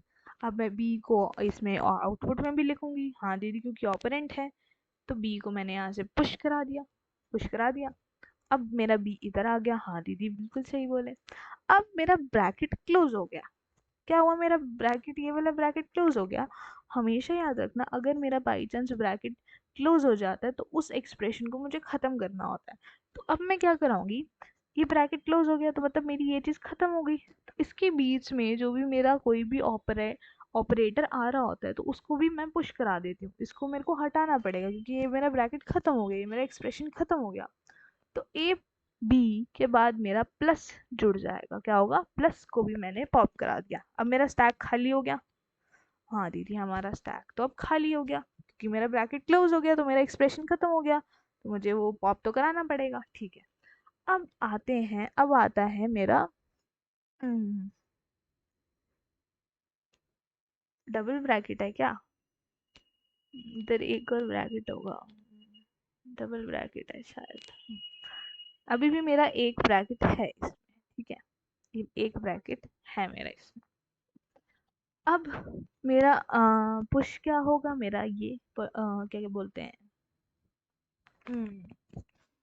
पावर वाला ऑपरेटर, ठीक है। फिर मेरा आएगा सी, ठीक है दीदी सी भी आ गया हमारा, समझ गए। अब है मेरा माइनस, अब क्या है मेरा माइनस। अब मुझे पता है मेरे माइनस की जो भी प्रेसिडेंस है वो मेरे पावर वाले से कम होती है ना, कम होती है ना। तो अब मैं क्या करूँगी, जो हायर प्रेसिडेंस वाले के ऊपर तो मैं नहीं लगाऊंगी ना माइनस को। अब मैं क्या करूँगी, जो हायर प्रेसिडेंस वाला पावर वाला है उसको पॉप करा दूंगी। क्या करूँगी, पॉप करा दूंगी, तो इधर मेरा माइनस आ जाएगा। ठीक है दीदी, इधर हमने ये पॉप करा दिया। अब माइनस के बाद मेरा एक और ब्रैकेट था, ठीक है दीदी ये भी पुश हो गया।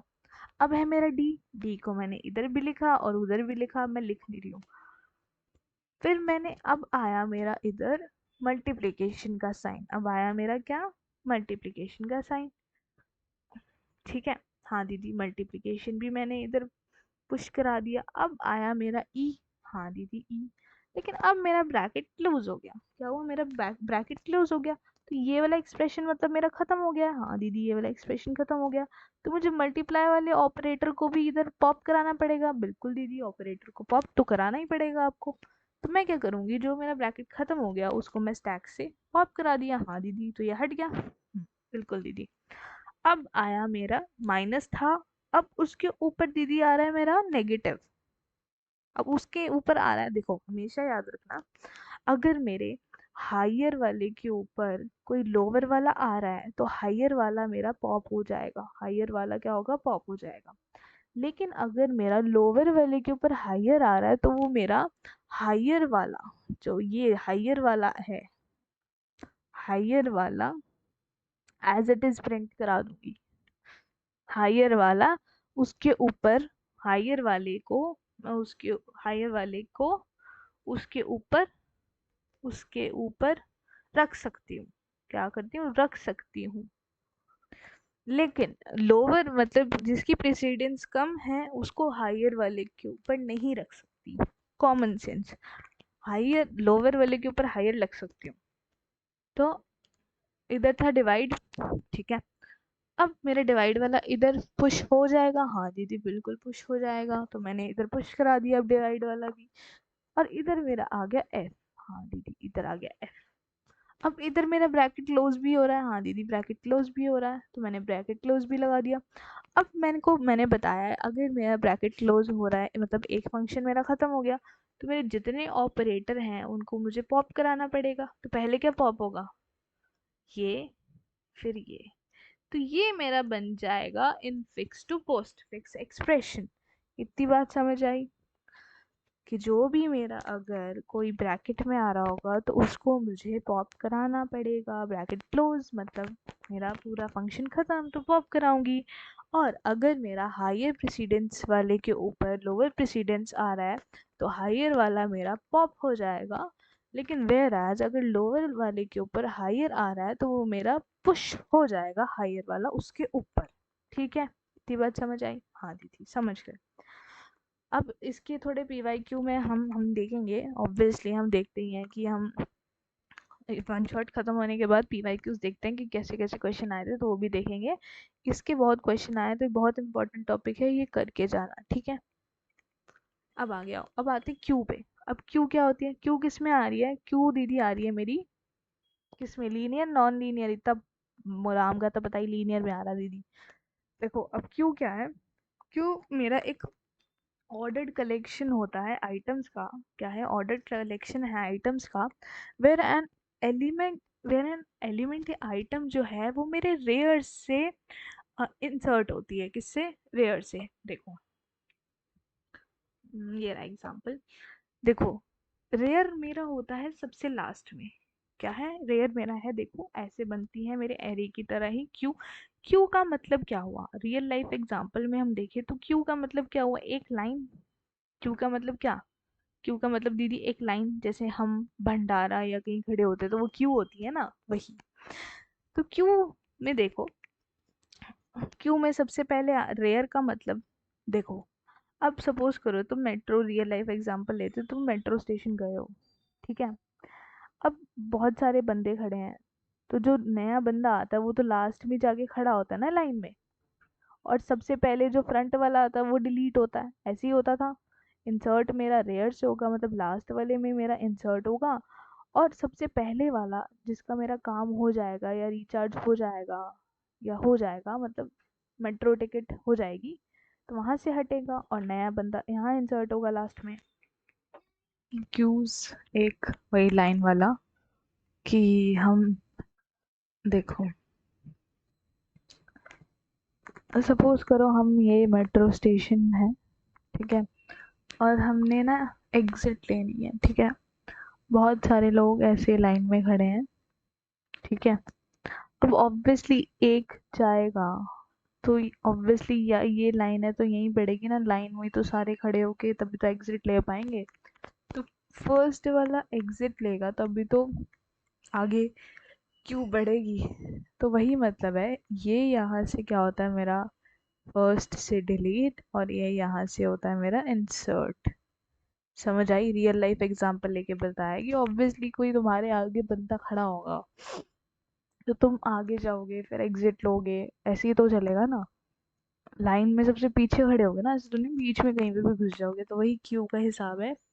क्यू क्या है, क्यू एक ऑर्डर्ड कलेक्शन ऑफ आइटम्स होता है जहाँ पे हमारी आइटम इंसर्ट हो सकती है एक एंड पे, जिसको हम रियर एंड बोलते हैं। तो ये इंसर्ट वाला क्या हो गया मेरा, पीछे वाला, पीछे वाली जगह हो गई मेरी रियर एंड। और जहाँ से रिमूव होगा वो हो गया मेरा फ्रंट, डिलीट जहाँ से होगा ये है मेरा फ्रंट, ठीक है। क्यू जो है वो फीफो को फॉलो करता है, मतलब फर्स्ट इन फर्स्ट आउट, ये वाले प्रिंसिपल को फॉलो करता है, तो ये मेरा क्यू होता है, ठीक है। In queue only two operations are allowed, enqueue dequeue. Enqueue मतलब वही इंसर्ट करना, डी क्यू मतलब डिलीट करना। एन क्यू मीन्स टू वही insert an element into back of the queue, dequeue मतलब वही remove करना मेरे फ्रंट आइटम को। जो भी मेरा देखो इसमें भी एग्जांपल लिया हुआ है इन्होंने। The people standing in a railway reservation row are an example of queue.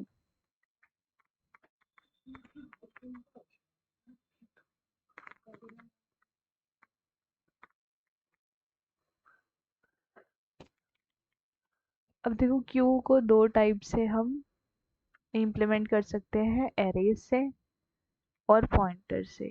ठीक है, एरे को हम क्यू को हम दो टाइप से इम्प्लीमेंट कर सकते हैं, एरे से और पॉइंटर से। तो अब देखो थोड़ा सा जूम इन करते हैं इसको। एक सेकेंड, हाँ यहाँ पे जूम इन करना है। देखो, array representation of linear Q. देखो ये है मेरा फ्रंट, ये है मेरा रियर, दोनों को मैंने -1 लिया है, और ये है मेरी क्यू एरे की मेमोरी में। ठीक है, कितनी बात समझ आ रही है? अब फ्रंट देखो -1 इसलिए लिया है क्योंकि मेरा अभी एरे में कोई एलिमेंट नहीं है। ठीक है, एरे में कोई एलिमेंट नहीं है। अब मेरा फ्रंट 0 है और रेयर 4 पे है। इधर देखो, हमारा फ्रंट 0 पे है, देखो पहला एलिमेंट 5 0 पे है, 4 रेयर पे है जो 9 9 मेरा रेयर पे है। ठीक है, फ्रंट पे देखो, इधर मेरा फ्रंट है 2 पे, मतलब पहला एलिमेंट 2 पे 12। ठीक है, फ्रंट मेरा 2 पे है, और 9 जो मेरा रेयर है वो 4 पे। लास्ट एलिमेंट मेरा यही है, और 2 पे मेरा फ्रंट है। ठीक है, अब देखो ये तो था मेरा रिप्रेजेंटेशन ऑफ एरे। ठीक है, representation of a queue in memory. अब मेमोरी में मेरा क्यू का रिप्रेजेंटेशन कैसा होता है? देखो, फ्रंट इधर है, रेयर इधर है। ठीक है, अब क्या होता है, ये मेरी लिंक लिस्ट होती है। किसके थ्रू है? ये मेरी लिंक लिस्ट के थ्रू, कि ये है मेरा 12। अब ये वाला एक मेरा कंटेनर है, ये वेरिएबल है, उसके नेक्स्ट वाले कंटेनर में मेरे नेक्स्ट आइटम का एड्रेस स्टोर है। तो वो, ये इसको बोलते हैं हम नोड्स। ये मेरी नोड्स है, क्या है? नोड्स। तो 12 के बाद ये वाले बक्से में मेरे 8 का एड्रेस है, जो इसको ये वाले कंटेनर के साथ कनेक्ट कर रहा है, फर्स्ट वाले कंटेनर को। ठीक है, ऐसे ही सो ऑन। ये मेरी मेमोरी की रिप्रेजेंटेशन है। ठीक है, इतनी बात समझ आ गई? अब देखो, आई होप इतना क्लियर होगा। ठीक है, अब अगली स्लाइड पे आते हैं। टाइप्स ऑफ क्यूज कितनी होती हैं? कितने टाइप की क्यू होती हैं? मेरी 4 टाइप की क्यू होती है। Simple, circular, priority, D Q. Dequeue मतलब डबल एंडेड क्यू, सबसे इम्पोर्टेंट मेरी है डबल एंडेड क्यू। ठीक है, अब देखो सिंपल क्यू में क्या होता है? सिंपल क्यू में कुछ नहीं होता। सिंपल क्यू में क्या है, ऐसे जैसे मैंने एरे बनाई वैसे ही बनेगी। स्टार्टिंग का मैंने क्या बताया था? फ्रंट होता है, और एंड का क्या बताया था? ये रेयर होता है, यही बताया था। इधर से मेरा क्या होता है? डिलीशन, और इधर से मेरा क्या होता है? इंसर्शन। इतनी बात समझ गए? इधर से मेरा डिलीशन होता है, इधर से मेरा इंसर्शन होता है। ठीक है, अब थोड़ा सा पढ़ भी लेते हैं। In simple queue, insertion occurs at the rear end of the list. Insertion जो है वो मेरा रेयर ऑफ द लिस्ट से होता है, और डिलीशन मेरा front end of the list से होता है। ठीक है, इतनी बात समझ आ गई? अब आते हैं सर्कुलर क्यू में। एकदम सर्कल की तरह बनती है मेरी सर्कुलर क्यू, ऐसे होती है, लाइक दिस। ठीक है, जैसे इसमें बनी है। इधर मेरा इंडेक्स होगा 0 1 2 3 4 5 6 7 8 9 समथिंग। इधर होता है मेरा 10 20 30 40 समथिंग लाइक दिस। तो सर्कुलर क्यू में क्या होता है? अ सर्कुलर की queue is a queue in which all nodes are treated as circular, जैसे ये, सच दैट लास्ट नोड जो है, ये है मेरी, सॉरी ये है मेरी लास्ट नोड, ये मेरी फर्स्ट नोड को फॉलो कर रही है। इतनी बात समझ आ गई? हाँ जी दीदी। अब प्रायोरिटी क्यू में क्या होता है दीदी? अब प्रायोरिटी में क्यू में क्या होता है, नाम से बता रहा है कि क्या है, that contains items that have some present priority. जिसके पास कुछ प्रेजेंट प्रायोरिटी होती है, वो मेरी प्रायोरिटी क्यू होती है। ठीक है, an element can be inserted, या तो एक एलिमेंट उसमें इंसर्ट होगा या रिमूव होगा कोई भी पोजीशन से। हम वो इस उसकी प्रायोरिटी पे ही डिपेंड करेगा। ठीक है, उसकी प्रायोरिटी पर ही डिपेंड करेगा। अब देखो, अब जैसे ये है 1 2 1 1 1 2। ठीक है, ये है मेरा फ्रंट। क्या है? ये मेरा फ्रंट। इधर भी मेरा 3 है। ठीक है, ये 3 है। अब मेरे को क्या कराना है? मेरे को इंसर्ट कराना है 3। मेरा 3 इधर ही होगा इंसर्ट, इधर ही आएगा ना, 1 2 3 के बाद ही आएगा, इधर ही आएगा ऑब्वियसली। हाँ दीदी इधर ही आएगा, तो इधर इंसर्ट करा दूंगी। ठीक है, अब मेरे को अगर क्या करना है, डी क्यू करना है, मतलब इसको यहाँ से हटाना है, तो मेरा फ्रंट वाला ही हटेगा, तो यही यहीं से हटेगा ऑब्वियसली। यही यही होता है ना क्यू में, कि मेरा रेयर साइड से ऐड होता है और फ्रंट साइड से रिमूव होता है, यही होता है ना, बस वही है। अब डी क्यू मतलब डबल एंडेड क्यू, मतलब दोनों तरफ से इंसर्शन डिलीशन हो सकता है, फ्रंट एंड से भी रेयर एंड से भी, मतलब it is a queue in which insertion and deletion takes place at the same ends. दोनों तरफ से मेरा इंसर्शन भी हो सकता है, डिलीशन भी हो सकता है। ठीक है, अब ऑपरेशंस देखो क्या होते हैं। क्यू मतलब एक न्यू क्यू बनानी है जो एम्प्टी है। एन क्यू मतलब उस क्यू में कोई एलिमेंट्स ऐड करना। डी क्यू मतलब उस क्यू में से कोई एलिमेंट्स डिलीट करना। इज एम्प्टी मतलब चेक करना कि मेरी क्यू एम्प्टी है या नहीं है।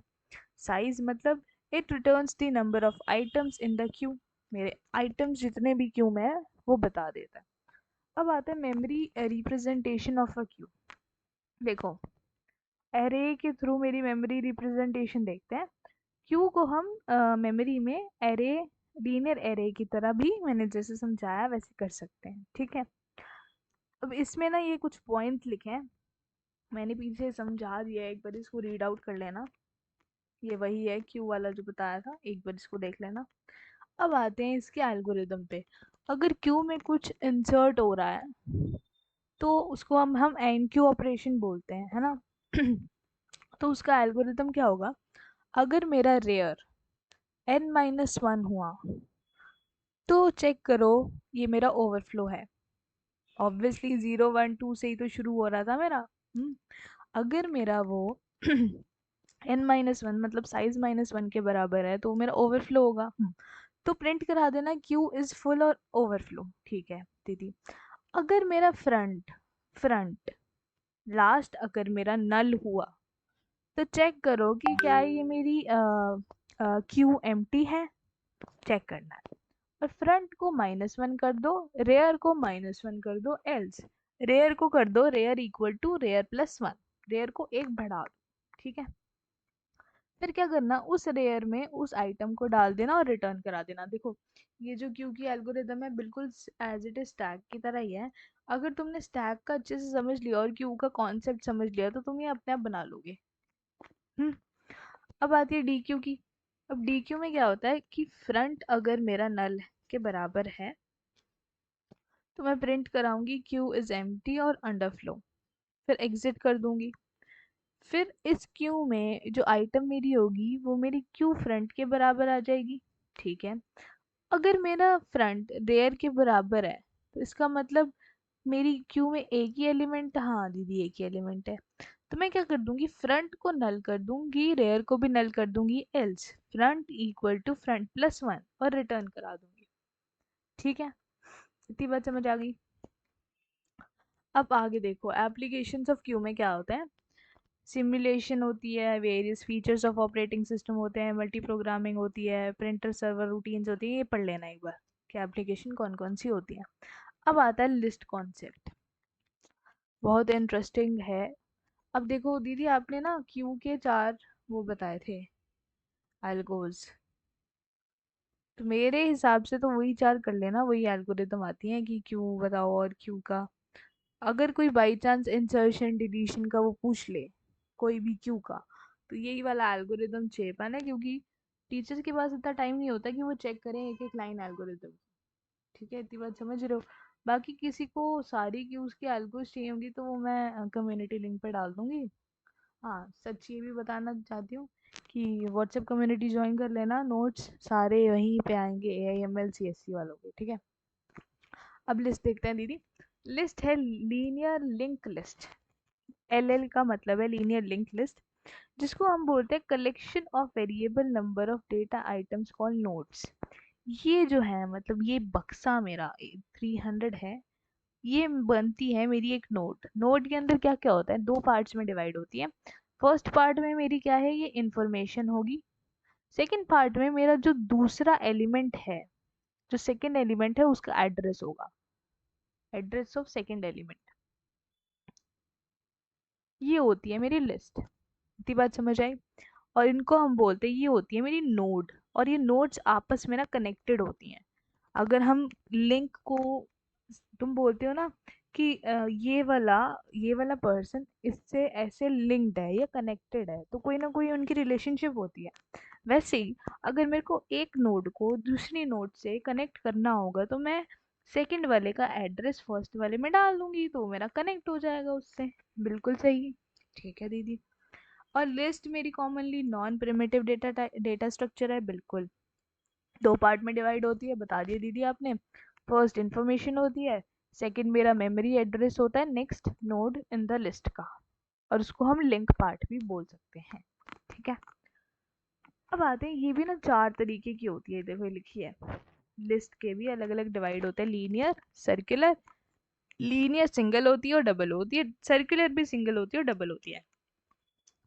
देखो सबसे इम्पोर्टेंट क्वेश्चन है लिंक लिस्ट के बनते हैं, तो लिंक लिस्ट अच्छे से करके जाना, क्योंकि फेवरेट होता है ये एग्जामिनर का। लिंक लिस्ट क्या होती है? Single, doubly, single circular, doubly circular link list. ठीक है, ये चार टाइप होते हैं।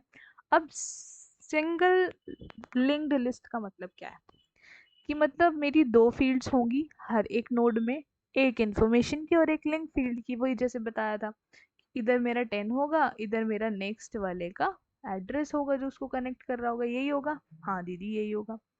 अब ये होगा मेरा फर्स्ट पॉइंटर, इधर होगा मेरा फर्स्ट पॉइंटर, इधर होगा मेरा फर्स्ट पॉइंटर जो इसको इसको भी तो कनेक्ट करेगा कोई, और इधर होगा मेरा लास्ट पॉइंटर। ठीक है, इतनी बात समझ आ गई? तो क्या लिखा है? The information field contains data of that node. ठीक है।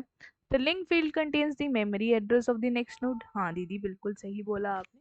तो इसी लिंक को हम बोलते हैं सिंगली लिंक लिस्ट। ठीक है दीदी, समझ गए क्या आप कह रहे हो आप? अब देखो, अब आते हैं सिंगल सर्कुलर लिस्ट पे। अब सर्कुलर लिस्ट में क्या होता है कि जैसे हमने क्यू में देखा था कि वो फर्स्ट वाला मेरे लास्ट से कनेक्ट हो रहा था, तो इसमें भी ऐसी है कि जैसे ये देखो ये बनी है, इसको थोड़ा जूम करके बताती हूँ। देखो जैसे ये है मेरा, ये है मेरी, ये है फर्स्ट फर्स्ट पॉइंटर है ये मेरा। हाँ दीदी, अब ये मेरा फर्स्ट नोड है। हाँ दीदी, फर्स्ट पॉइंटर, ये फर्स्ट नोड। अब ये फर्स्ट नोड मेरी सेकंड नोड से कनेक्टेड है। फर्स्ट नोड में मेरी इन्फॉर्मेशन 12 है, फिर एड्रेस 7 का दिया। हाँ दीदी। अब क्या होगा, जो भी मेरा ये मतलब अगर बाई चांस सिंगली सिंगली वाली में, सिंगल लिंक लिस्ट में ये डिसएडवांटेज है, बाई चांस मेरे को ट्रैवर्स करके फर्स्ट एलिमेंट पे आना है या सेकंड एलिमेंट पे जाना है, तो कैसे जाऊंगी? तो उस डिसएडवांटेज को हटाने के लिए मेरी आई थी सिंगली सर्कुलर लिंक लिस्ट, जिसमें क्या होता है कि लास्ट वाले पॉइंटर में मेरा फर्स्ट का एड्रेस डाल देते हैं, तो वो ऐसे मेरी कनेक्टेड हो जाती है लिंक्स, ऐसे मेरी कनेक्टेड हो जाती है नोट्स। इतनी बात समझे? तो यही लिखा है, in circular link list every node is accessible from a given node. मतलब कोई भी अगर मेरे को बाई चांस मेरे को इस पे फिफ्थ वाली फिफ्थ वाली नोड से मेरे को फर्स्ट वाली नोड पे आना है या सेकंड वाली नोड पे आना है, तो मैं ऑब्वियसली उसको अगर बाई चांस इसके एड्रेस में डाल दूं, तो मैं इधर आ जाऊंगी। ऐसे मैं सेकंड वाले को भी एक्सेस कर सकती हूँ, थर्ड वाले को भी एक्सेस कर सकती हूँ। लेकिन जो सिंगल लिस्ट था, इसमें तो मैं सीक्वेंशली जा रही थी ना, मैं पीछे वाले को दोबारा ट्रैवर्स कर सकती हूँ, उसमें वापस आ सकती हूँ। ये डिसएडवांटेज था मेरी सिंगल लिंक लिस्ट का।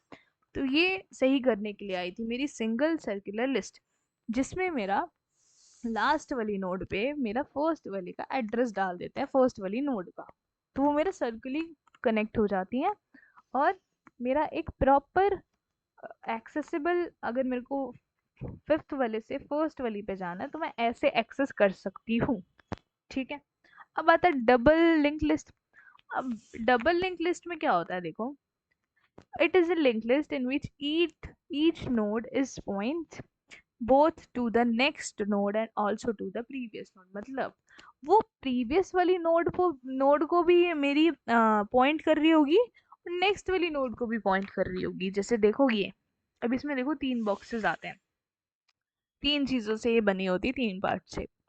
एक तो होता है फ्रंट वाले का, मतलब सॉरी फॉरवर्ड वाले का मेरा एड्रेस, एक होता है बैक वाले का एड्रेस, एक होती है बीच में इंफॉर्मेशन। क्या होती है? इंफॉर्मेशन। इधर मेरा होगा बैक वाले का एड्रेस, इधर होगा फॉरवर्ड वाले का एड्रेस। इतनी बात समझे?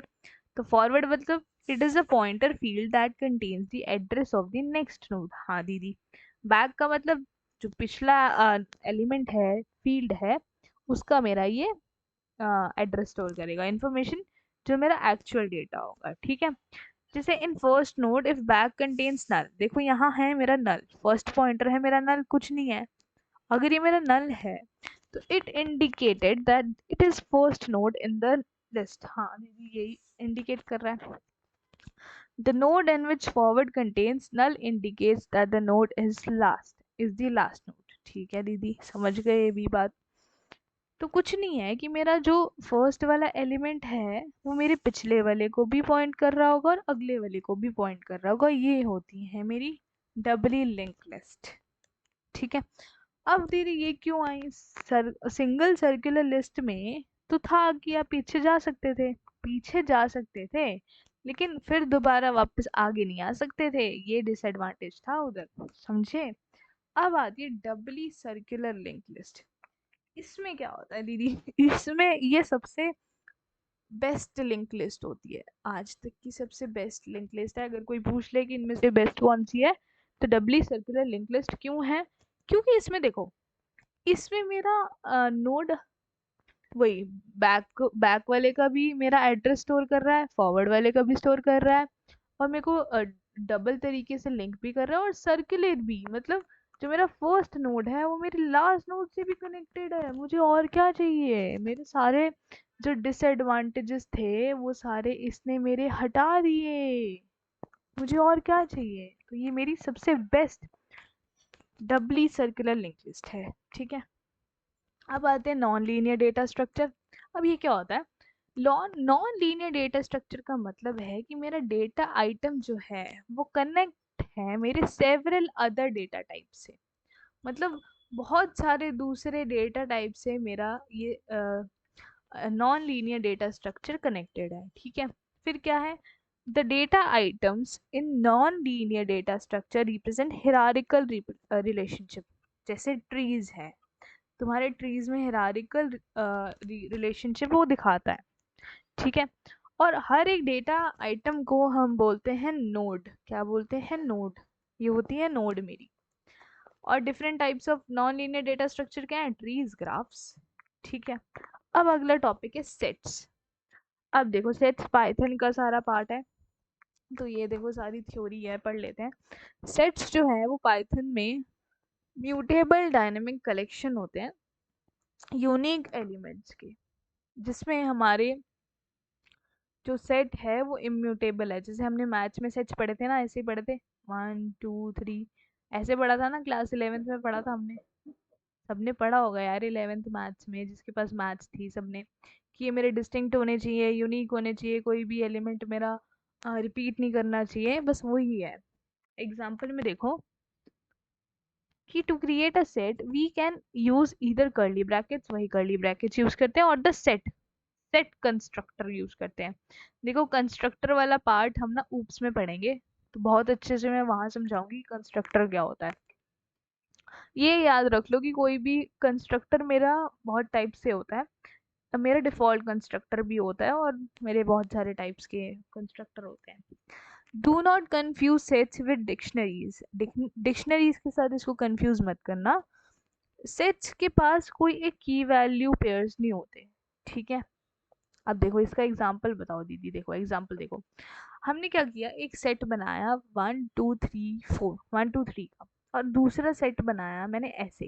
ये दो तरीके हैं, एक मैंने ब्रैकेट से बनाया, एक मैंने कंस्ट्रक्टर से बनाया। ठीक है।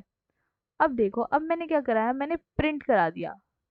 क्या प्रिंट कराया? प्रिंट करा दिया मैंने ये जो मेरा सेट 1 था, एफ प्रिंट एफ कराया है, मेरा पाइथन में लिखा हुआ है। प्रिंट करा दिए मैंने दोनों सेट को। तो ऐसे सेट का डिक्लेरेशन होता है। ठीक है। इतनी बात समझ गए? मैथ्स वाले सेट से ही है कि मेरा या तो वो कर्ली ब्रैकेट्स में होगा या मैं उसको ऐसे सेट कंस्ट्रक्टर के थ्रू बना सकती हूँ। ठीक है। अब आते हैं टप्पल्स। टपल्स मेरे लिस्ट की तरह, लिस्ट के ही भाई बहन होते हैं।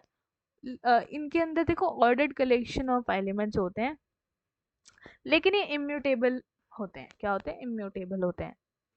We would use tuples if we needed a data structure that once created can be modified anymore। मतलब अगर हमें एक टप्पल को यूज करना है ना, तो हमें एक डेटा स्ट्रक्चर चाहिए जो एक बार बन चुका हो, फिर हम उसको मॉडिफाई नहीं कर सकते। ठीक है।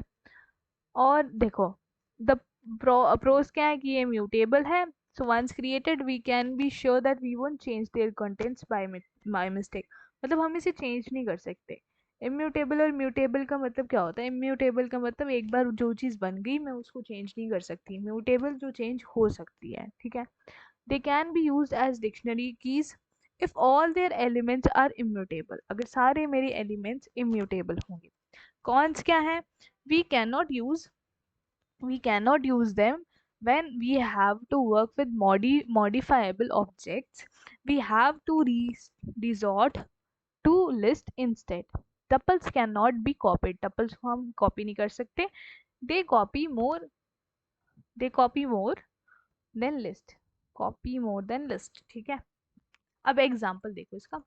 टप्पल को हम ऐसे ब्रैकेट से बनाते हैं। तीन तरीके हैं देखो। या तो ऐसे राउंड राउंड से बनाते हैं, या तो उसको टप्पल वाले कंस्ट्रक्टर से बनाते हैं, या उसको हम टप्पल वाले कंस्ट्रक्टर से बनाते हैं, या हम लिस्ट से बनाते हैं, लिस्ट दी टप्पल। फिर हम इसको प्रिंट करा देंगे तो हमारा ये आउटपुट आ जाएगा। ये क्या है? मेरा आउटपुट। ऊपर वाला प्रोग्राम बना के दिखाया है ये एग्जाम्पल में। ये ऊपर वाला ब्लैक वाला प्रोग्राम है, नीचे वाला आउटपुट है। ठीक है। अब आते हैं डिक्शनरीज क्या होती हैं। डिक्शनरीज जो है वो मेरी रियल वर्ल्ड डिक्शनरीज से बहुत ज़्यादा सिमिलर होती हैं। ये म्यूटेबल होती है। म्यूटेबल मतलब हम इसका कंटेंट चेंज कर सकते हैं एज कम्पेयर टू हम जैसे हमने अभी पढ़ा टप्पल का नहीं कर सकते। और हमने that contain a collection of keys. Keys collection of keys को स्टोर करके रखता है। Associate with them values. Values भी स्टोर हो सकती हैं। ठीक है। जैसे एक बहुत अच्छी ऑक्सफोर्ड ऑनलाइन डिक्शनरी का है, a book or electronic resource that gives a list of words of a language in alphabetical order and explains what they mean or gives a word for them in foreign language। तो देखो, dictionaries के अंदर ना वही unique value होती है, essential होते हैं। और हम इसको क्रिएट कैसे करते हैं? डुप्लीकेट कीज से। डुप्लीकेट कीज मतलब जैसे मैंने एक डिक्शनरी बनाई ऐसे कर्ली ब्रैकेट्स में, पहले इधर एक डुप्लीकेट बनाऊंगी, फिर उसके अंदर उसकी वैल्यू डालूंगी। ऐसे मैं इसकी डिक्शनरी बनाती हूँ और मैं इसको प्रिंट करा दूंगी तो मेरा कुछ ना कुछ आउटपुट आ जाएगा। इतनी बात समझ रहे हो? It is technically possible to create a dictionary although this dictionary will not support them. Dictionary support नहीं करेगी, but one of the keys को वो कंटेन कर सकती है। ठीक है। जैसे create a dictionary using curly brackets, जैसे D1 लिखा और कर्ली ब्रैकेट्स लगा दिए। इसके अंदर सारे मैंने वो लिख दिए। दो कर्ली ब्रैकेट्स लगा के भी हम इसके अंदर सारा डेटा डाल सकते हैं। फिर हमने इसको प्रिंट करा दिया तो ये मेरा आउटपुट है। समझे इतनी बात को? अब समझ गए होगे। तो हम देखते हैं थोड़ा बहुत कॉम्प्लेक्सिटी, जो तुम्हारा पहला टॉपिक था।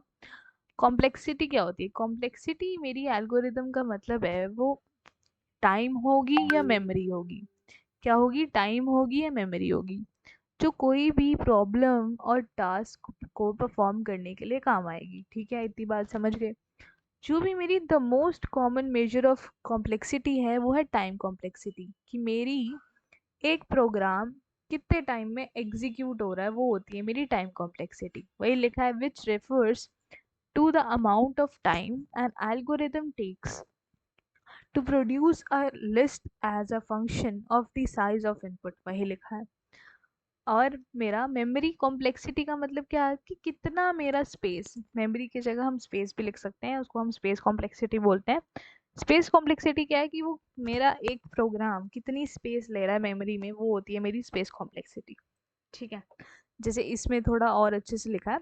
टाइम कॉम्प्लेक्सिटी क्या है? Time taken by the algorithm to solve the problem. It is measured by calculating the iteration of loops, number of comparisons, etc. Time complexity is a function describing the amount of time an algorithm takes in terms of the amount of input to the algorithm. मतलब वही कि मेरा कितना time लग रहा है एक algorithm को सॉल्व करने का, और एक ऐसा फंक्शन जो मेरे टाइम को कैलकुलेट भी करके दे दे कि कितना टाइम लग रहा है और मेजर कर दे। ठीक है। स्पेस कॉम्प्लेक्सिटी क्या है, वही कितना स्पेस लग रहा है एक सॉल्व करने में प्रॉब्लम को, और उसको कितनी नेसेसिटी है और उसको हम ओवरकम कैसे कर सकते हैं और कितनी एक्स्ट्रा स्पेस लग रही है ज़्यादा। ठीक है। अब देखो केसेस इन कॉम्प्लेक्सिटी, देखो बेस्ट केस, कुछ बेस्ट केस भी होते हैं जब algorithm minimum amount of work मेरा मैक्सिमम टाइम में कर देती है, sorry minimum amount of work मैंने मिनिमम टाइम में कर दी तो वो बेस्ट केस बन जाएगा। वर्स्ट केस कि मेरे को टाइम भी ज़्यादा लग रहा है, स्पेस भी ज़्यादा लग रहा है। ठीक है। और हमें इन सब चीज़ों की ज़रूरत क्यों पड़ी? एडवांटेजेस क्या है कि इजी टू अंडरस्टैंड है और डीबग करने में भी हेल्प करता है, सब प्रॉब्लम्स में भी हेल्प करता है और लैंग्वेज इंडिपेंडेंट होता है। डिसएडवांटेज क्या है कि एल्गोरिदम को एफिशिएंट क्रिएट करने में बहुत टाइम कंज्यूमिंग है और लॉजिकल स्किल्स रिक्वायर्ड होते हैं, और ब्रांचिंग और लूपिंग में थोड़ी सी नास्टी हो जाती है। ठीक है। इतनी बात। बाकी हमने पूरा अपना AIML का यूनिट 1 देख लिया है। ठीक है। और दिस कंप्लीट्स आवर यूनिट 1। अब AIML और AIDS दोनों के लिए था ये। और अब जो भी थोड़ा बहुत जैसे हमारा एक, देखो अब सबसे इम्पोर्टेंट मेरा होता है इसके अंदर लिंक लिस्ट, LL, स्टैक पढ़ लेना, क्यू पढ़ लेना, और एल्गोज अच्छे से रट लेना, पोस्ट फिक्स टू इनफिक्स देख लेना, और फिलहाल तो यही करना। बाकी थैंक यू फॉर वॉचिंग। और हाँ, जो भी नोट्स होंगे वो मेरी कम्युनिटी लिंक पे आएंगे, तो कम्युनिटी लिंक ज्वाइन कर लेना। और मेरे को यार इंस्टाग्राम पे भी फॉलो कर लो यार, प्लीज़ प्लीज़ प्लीज़ इंस्टाग्राम पे भी फॉलो कर लो। और ऐसे ही बने रहना, ऐसे ही सपोर्ट करते रहना, लाइक शेयर करना, सब्सक्राइब करना। Thanks for watching.